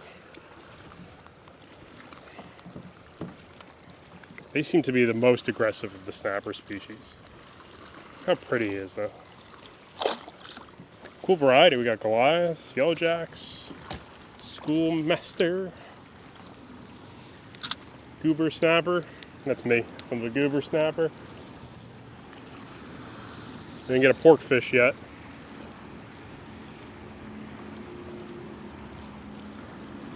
Someone's calling me. I'm on the water, dude. Don't pick up when I'm on the water. Sorry. Unless it's my wife. Something really important. Probably just spam. Yeah, spam. Spam bots.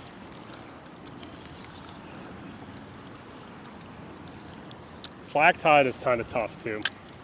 Really got to try to work these lures to get that strike. Missed them.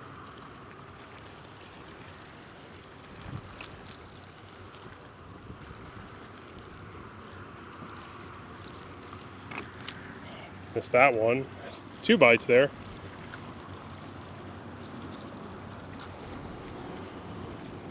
Probably Goliath grouper nipping on the tail. Would have showed that Goliath grouper more, but so they're protected, so you're not even supposed to really take them out of the water technically. And number 2, you know, I had a guy asking me 100 questions about it.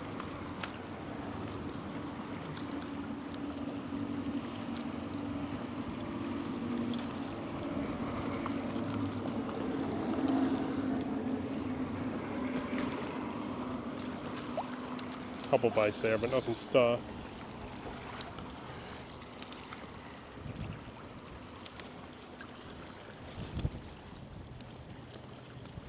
Okay, about here.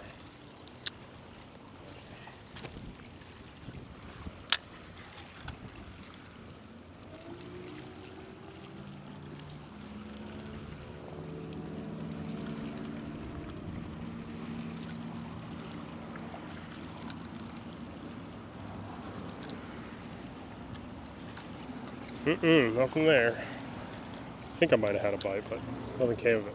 So slack tide can be extremely frustrating here. Sometimes there's some bites that happen on the slack, but like for the most part, it's going to be tough.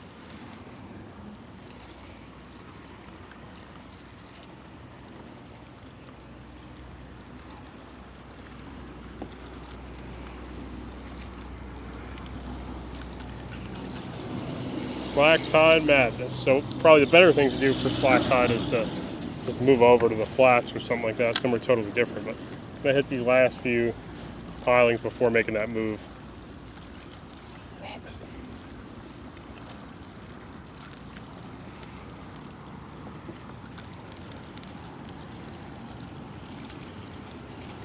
Change your angles too, right, for slack tide. Now that there's no more current, cover as much structure as possible, right? Before I had to work with the current, only option. Now I got the whole, you can work that whole line, I guess you want to call it. The arrow.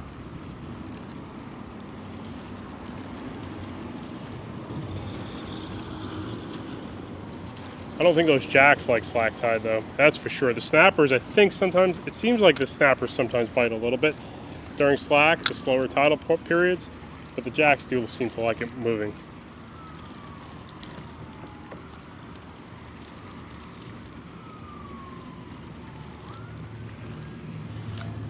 Missed him.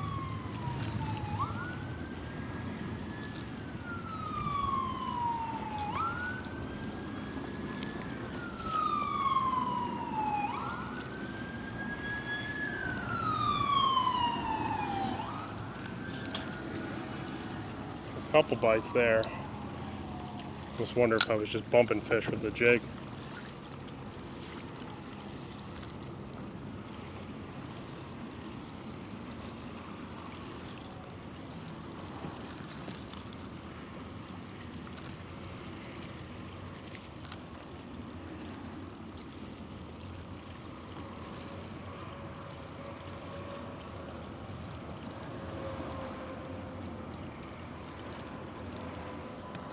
I think there's some grunts or something just really small is hitting my shrimp here.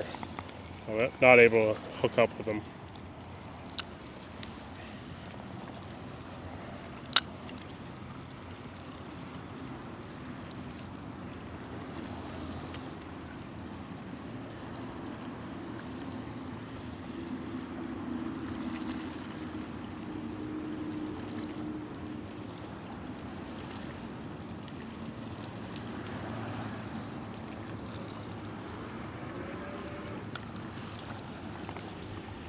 See, the strike zone's so tight. It's like, I guess I could throw a jerkbait here. Now there's not much grass today. I feel like just the plastics are the way to go to get down 10 to 12 feet of water in the tight strike zone. You know, so every time somebody says fish a jerkbait, fish a topwater, I'm like, I gotta fish in here, which is about 12 feet deep, 15 feet deep.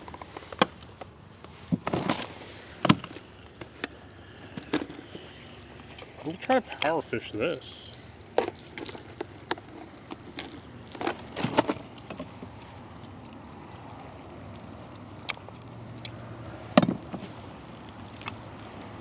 Bro wants to go by right now, right? This is one of the few times I'm probably going to ever get to fish one of these plugs here. So I'm going with the deep diver.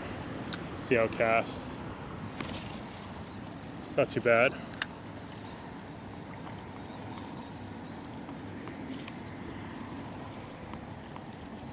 See if it gets bit by anything there.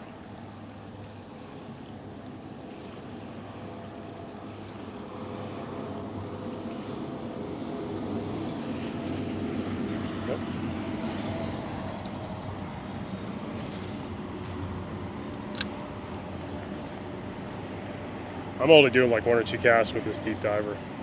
Right now I got no faith in it doing anything besides putting on a show.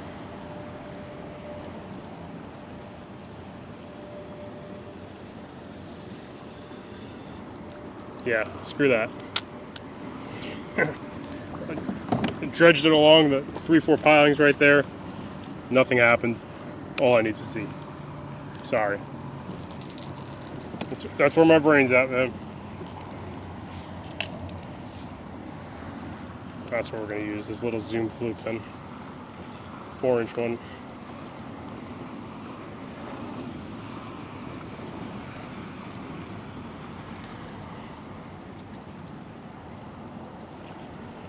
This boat's just like fishing next to you, huh?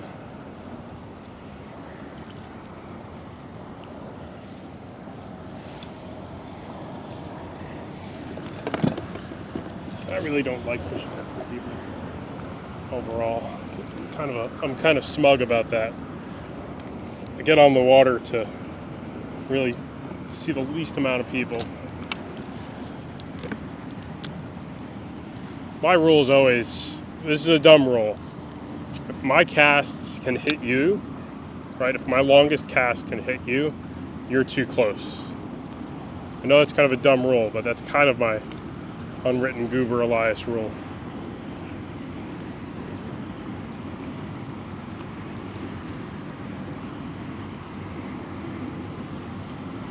Put on a 16th ounce jig here now, little 4-inch zoom. I think we're gonna go back to that other area then. We had some life there. Let's keep working this just a little bit longer.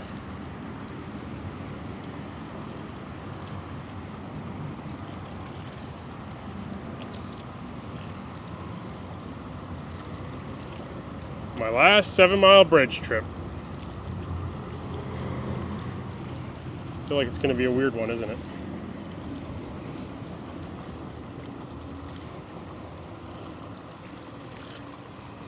Might be.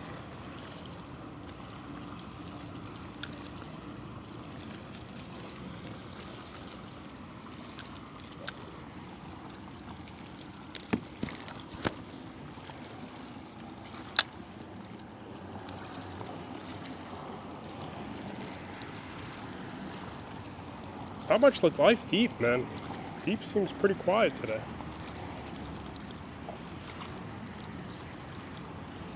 Let's try the shallow stuff up there one more time. I know I'm driving myself nuts, bouncing around. Deep definitely seems like it's really quiet today. I think those changes might have happened Like there's nothing on the sonar at all. It's empty. No grunts, no catfish, no nothing. I haven't seen that boat catch a thing either, so the game changed, y'all.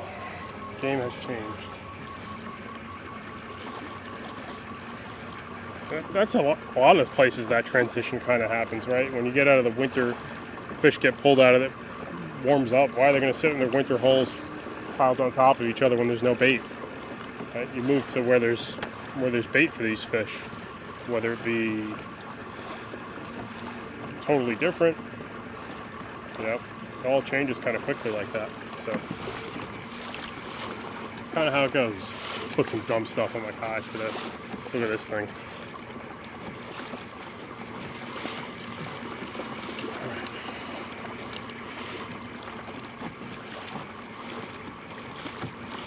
This guy's got a bag of chum out. I don't see a single fish coming out of them. I know you gotta like wait till you bring some fish to you with chum, but to not see a thing in a few minutes. Oh, they got that chub thing. I think that's what I just talked about. Bermuda chub, yeah. Chub. They look like a pinfish or a porgy. I've never caught one of those things before.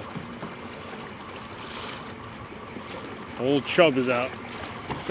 Only chub I know is chub rub. Alright. I think this area is where I had a couple jacks earlier at least. Man, what a difference. Like the thing with the Keys too. Today's the first day I got to fish in some overcast weather in the last 2 weeks. So it has been brutal hot when that sun is at its peak and it's super warm. I'm telling you, this is a gift right here.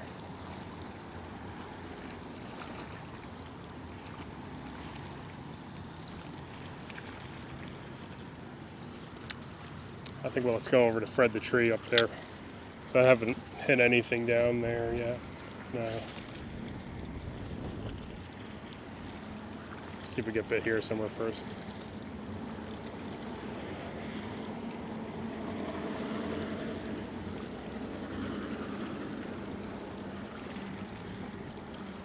Nah, we're on slack tide. Let's just give Fred a minute for that tide turn, and then I'm gonna hit the flats after that. I guess I'll just troll this guy up on this near the surface. See if we pick up anything as we're cruising through. There's not that much grass out here, so maybe I can troll a little bit. That's a 16th ounce jig and a 4-inch fluke, so it's just gonna ride right along the surface there, and we'll see. We'll see.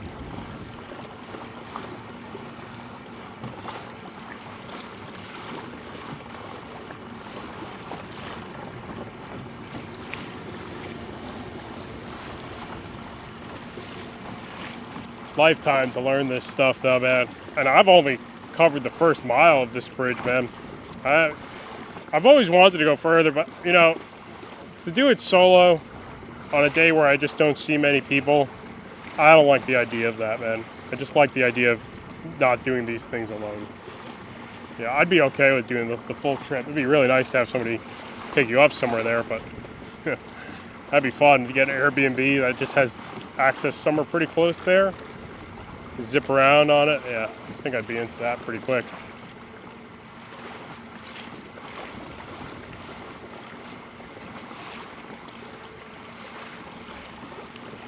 Don't see anything out here. I can look at my chart to see which ones I've hit.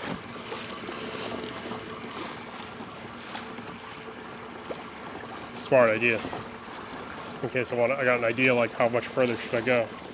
Oh, it's got chart. Unfortunately, it's got my. Oh yeah, this is about rambling away. He's making no sense. Whatever's coming out of his mouth today makes no sense. But I do remember that broken piling. I didn't go much further than this. Okay. These are one of those Bass Pro jig heads. The hook's pretty good on them, man, but they aren't the best. It's like kind of somewhere in between. But they're one of the better 16th ounce jig heads I've found.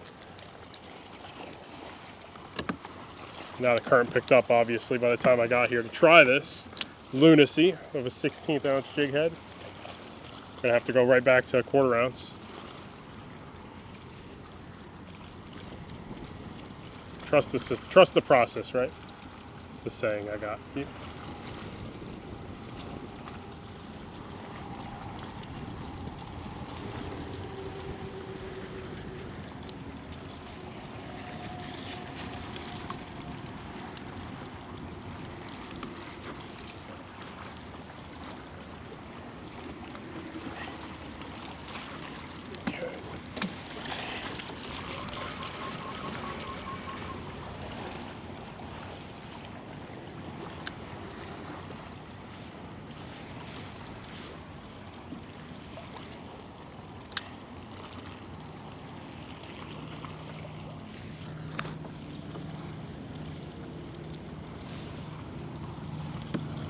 Ooh, love me a little light jig.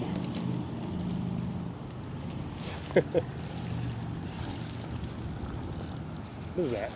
What is this? Is that a yellowjack? Just not really doing much. Yeah, it is a yellowjack.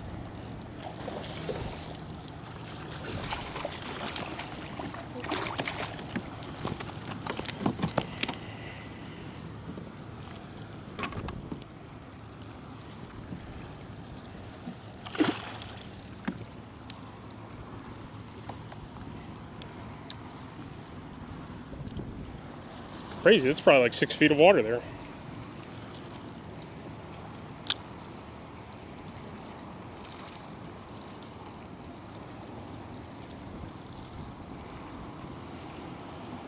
This wind is not laying down, not laying down. Gonna get a pretty good wind against tide, I'm guessing. So we'll definitely work our way to those. We ain't gonna be out here for a screaming outgoing tide. That's for sure.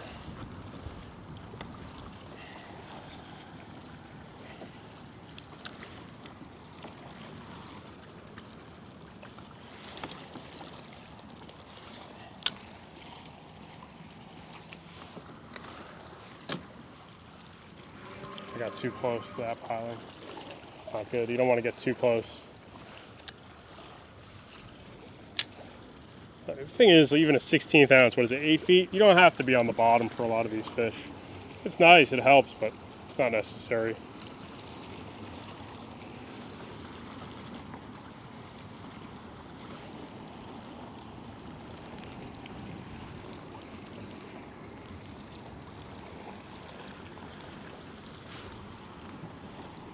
Getting a really bad presentation here, though. I'm like getting blown around by the wind. It's very hard to stay in the zone, or plan to where to go, rather.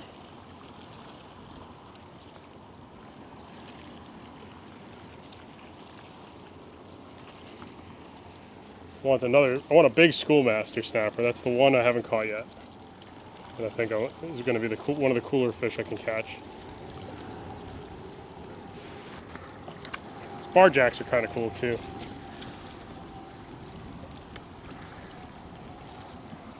Come on. Nope, not there.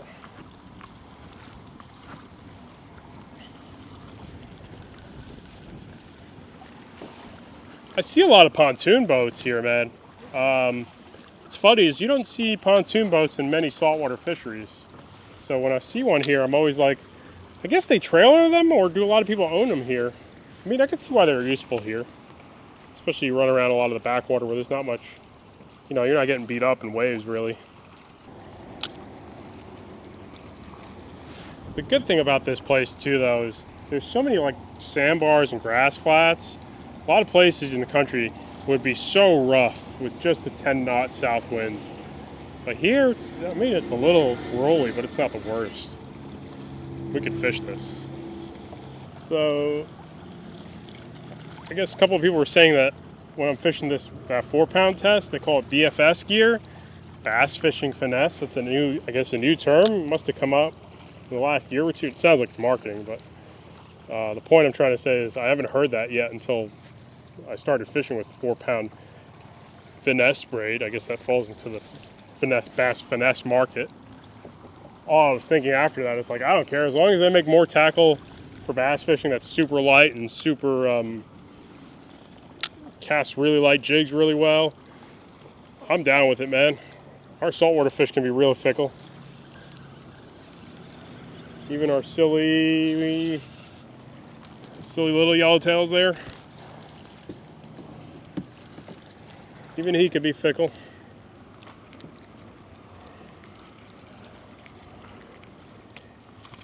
Oh no, sorry dude. Got stuck under my leg there. We got a lot of fickle fish in saltwater when it comes to trying to catch them on lures. Sheep's head are fickle. What else are fickle? Mangrove snappers, mutton snappers. Speckled trout can be fickle, not all the time. Speckled trout have two modes. Super fickle mode, or super dumb, super easy mode. Stripers can be fickle. Same thing though. They get two modes pretty often. They get complete shutdown, we don't want to bite a thing, striper mode, or dumb as a doorknob, eats everything. Two types of striped bass modes out there. It's funny, a lot of fish have that, like, and that's where you get the stupidity of like the comment section of people when they start saying like XYZ is the dumbest fish out there. They'll eat anything. There's those days in the year where they're just so dumb and they do eat anything, and then you get this arrogance. But like most of the time, most fish are pretty hard to get aside from, you know, pretty specific windows. That's my take on it. I mean, these yellowjacks seems like they're easy, right? But they're sometimes in schools of 10 to 15, right? To catch one of them on their own, they're not as easy as you think either. When you bump into fish that are in schools of 10 to 20, sure, it's going to be easy to catch 2 or 3 sometimes off of that. But then other times you'll be like, man, I can't catch a thing. And that's true, you probably won't be able to catch a thing. Just like I can't catch a thing down here, because there's probably like 1 or 2 fish around right now. There's not a group of 20 out on this stuff, therefore making it quite difficult.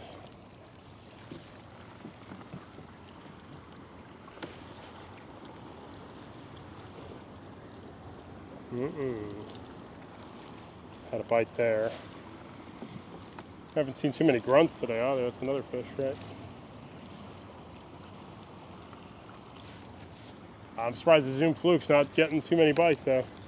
Thought this would have been a silver bullet of sorts. I don't know if I've been down all the way here. I've walked to the end of Pigeon Key. I saw how fast that water moves on the marathon side, man. That's sketchy stuff. You won't find me wanting to do that in the kayak much.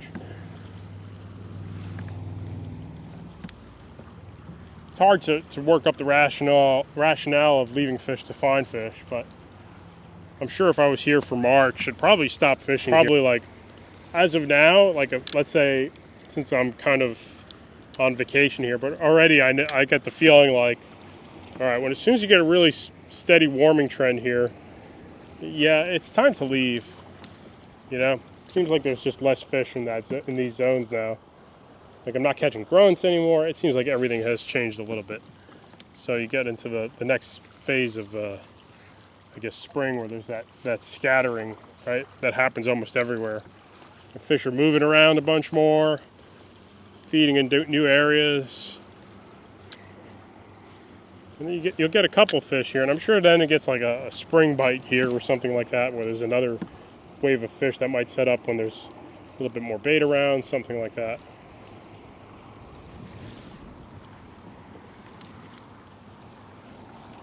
Getting some small bites here. Ooh. Question mark what they are.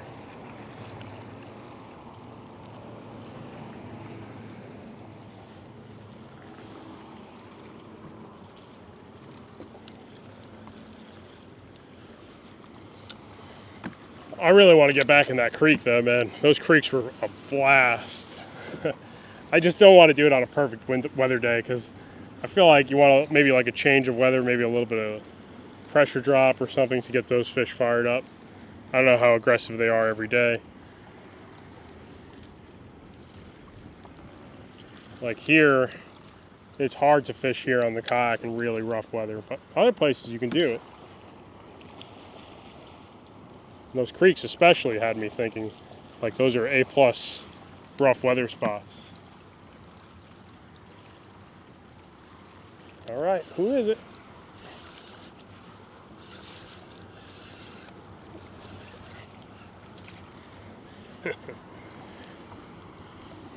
Schoolmaster.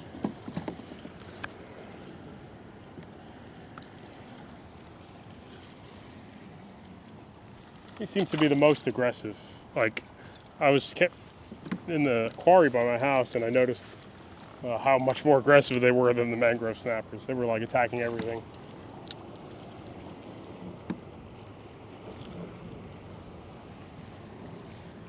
Like the mangrove snapper can be really cautious.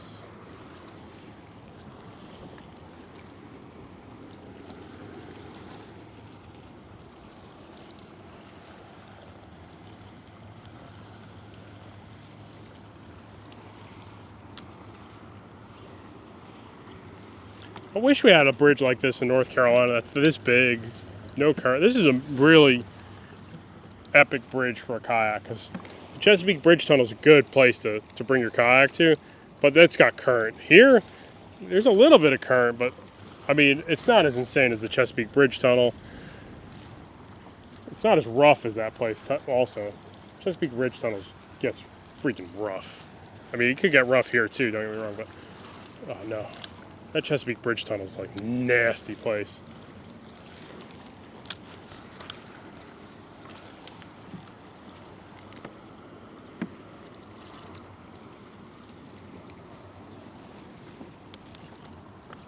Chesapeake Bridge.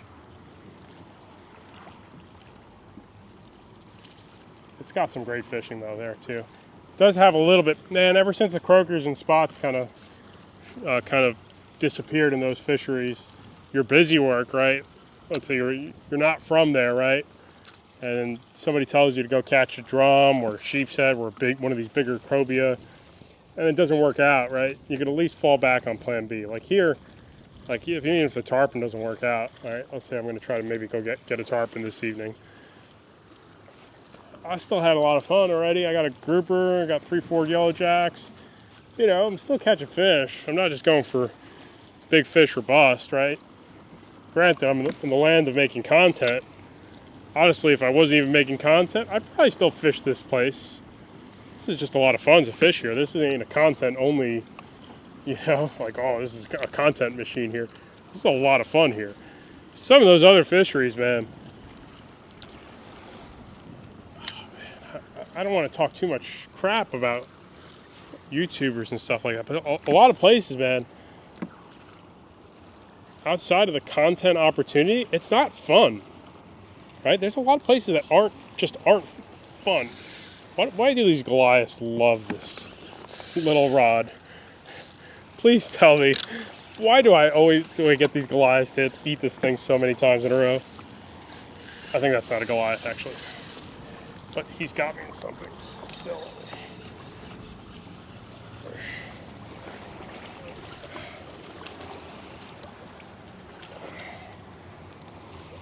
Yeah, that's not a Goliath.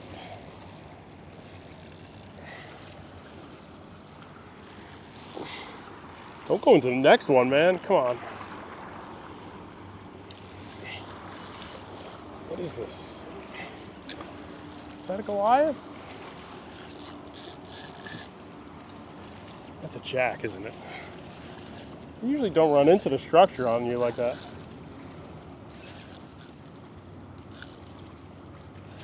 Mutton. Mutton snapper. Not a keeper, but he's pretty decent. It's probably like 17 inches, just a little shy, I'd say. Yeah, they're not known to be the craftiest fish in structure, but there you go. Shallow mutton.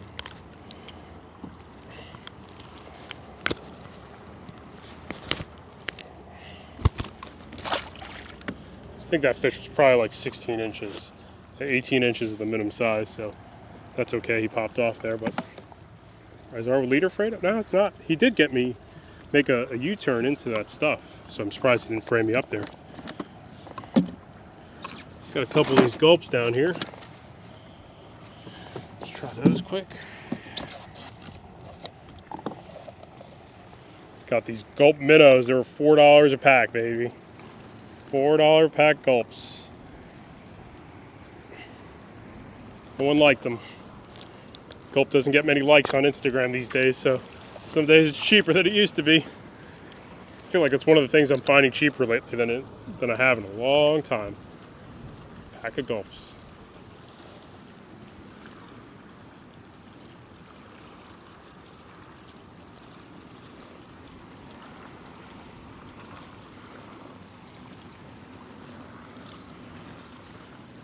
I thought that was going to be a Goliath.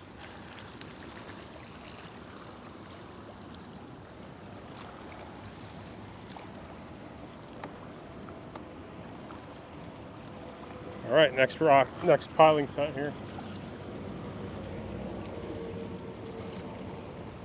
Yeah, these are 4-inch gulp minnows. Oh man, perfect profile, perfect.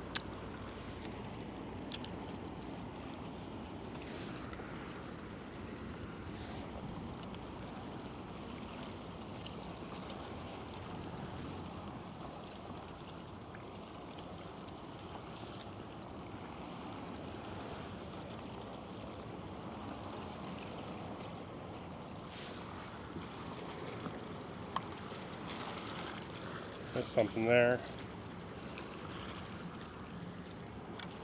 Just there. Of course, he got me doing donuts, whatever this fish is.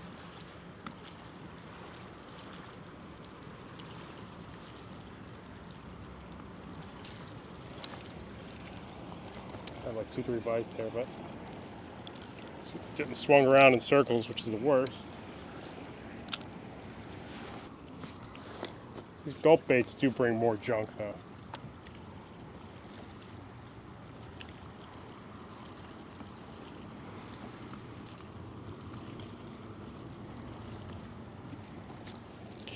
Not a single mangrove today. It's changing.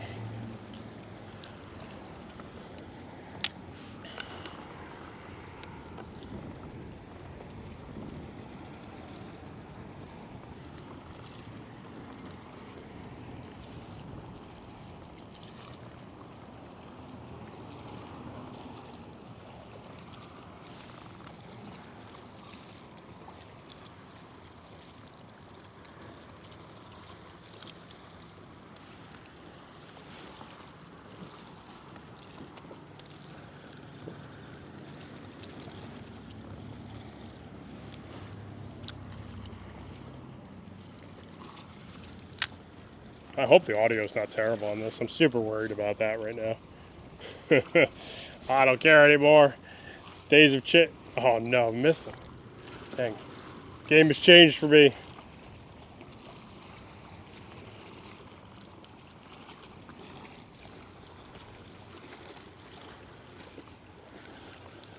Do what I want finally.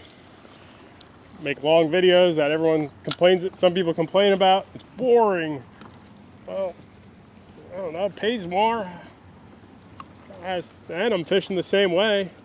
And I'm not editing. I mean, it's just like all these things are just like, sorry. I'm gonna make, some new videos when I can on a different channel. But for me, it doesn't make sense to not post long videos, right? Especially if there's people that want to put it up in the background at work and, they really want to fish. You guys get a lot of value out of this, man, right?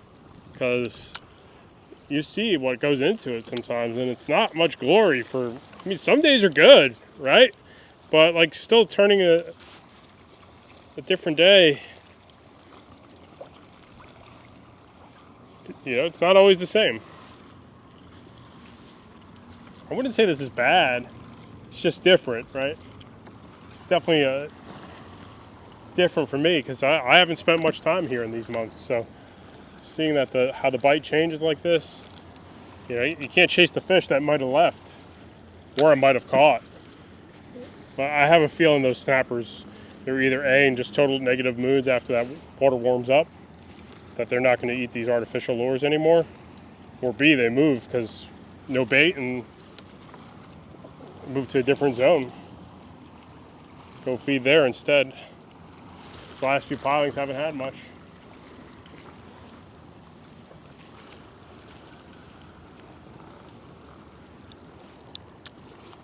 Anybody, I think it's my first theory because everything seems to have changed quite a bit on the dramatic side lately. There's less fish around on the bridges in general. I'm seeing more fish up shallow now. So, mangroves, creeks, backwaters, those areas seem to be a little bit fishier right now. I mean, like, I'm not getting any bites here either.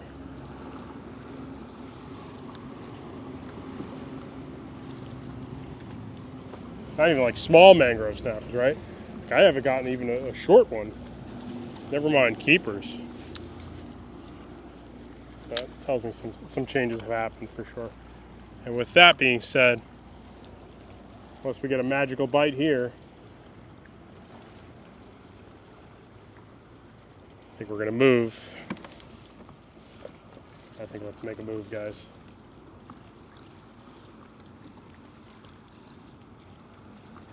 Still was a good winter 7-mile bridge. I think I did better here this year than I've ever done. Minus maybe 1 or 2 trips were a little slower. Because usually over here I don't do that great. I always find this a little bit of a, kind of like today. I'll catch some fish, some yellow jacks, interact with some sharks, you know, the whole 9 yards. This year, it seems like I've gotten more fish here than I typically probably would. That's all I'm kind of saying here. But it is not the end. Let's give this 2 hours. We're going to take a 30-minute cruise back towards the launch. See if we find anything big. Yeah, this is quiet out here, man.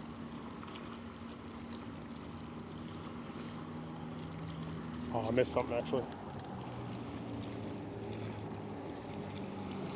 Felt like a grunt though. Those grunts don't bite, they just kind of latch on.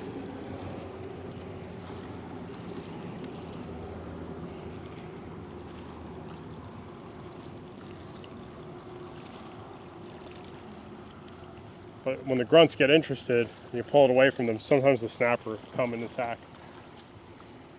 But not every time.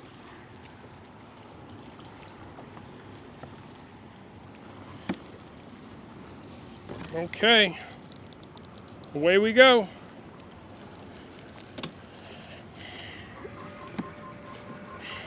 I lost our tail. That was definitely a grunt right there.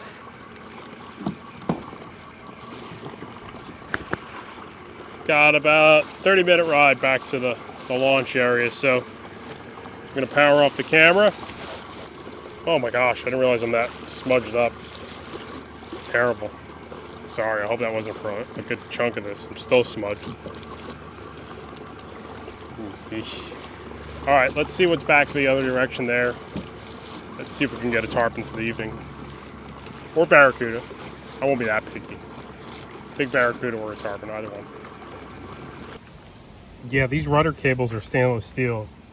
Most environments, this won't be a problem.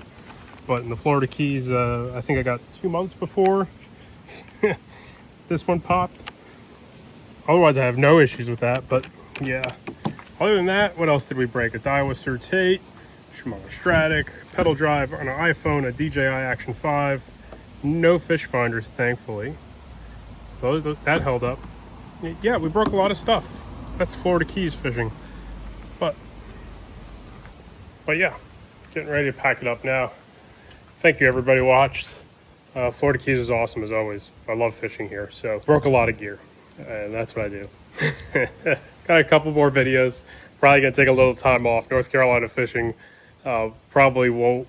Our flounders closed, speckled trout's closed. Hopefully I can find like white perch or crappie, something like that. But yeah, it's been a really good trip to the Florida Keys. Really enjoyed myself, and appreciate everyone who's joined us. You know, without the viewership, I couldn't do that. So I appreciate everybody, and hopefully next year I won't break as much stuff. It's part of the fun though. You go through a lot of gear and you test your abilities here. It's sometimes you think it's an easy fishery. You know, you get skunked here just like anywhere else. And there's changes and seasons. It's good fishing here, and it's a lot of fun to fish here. But I wouldn't, how should I say, don't think it's always amazing at the same time. That's my take.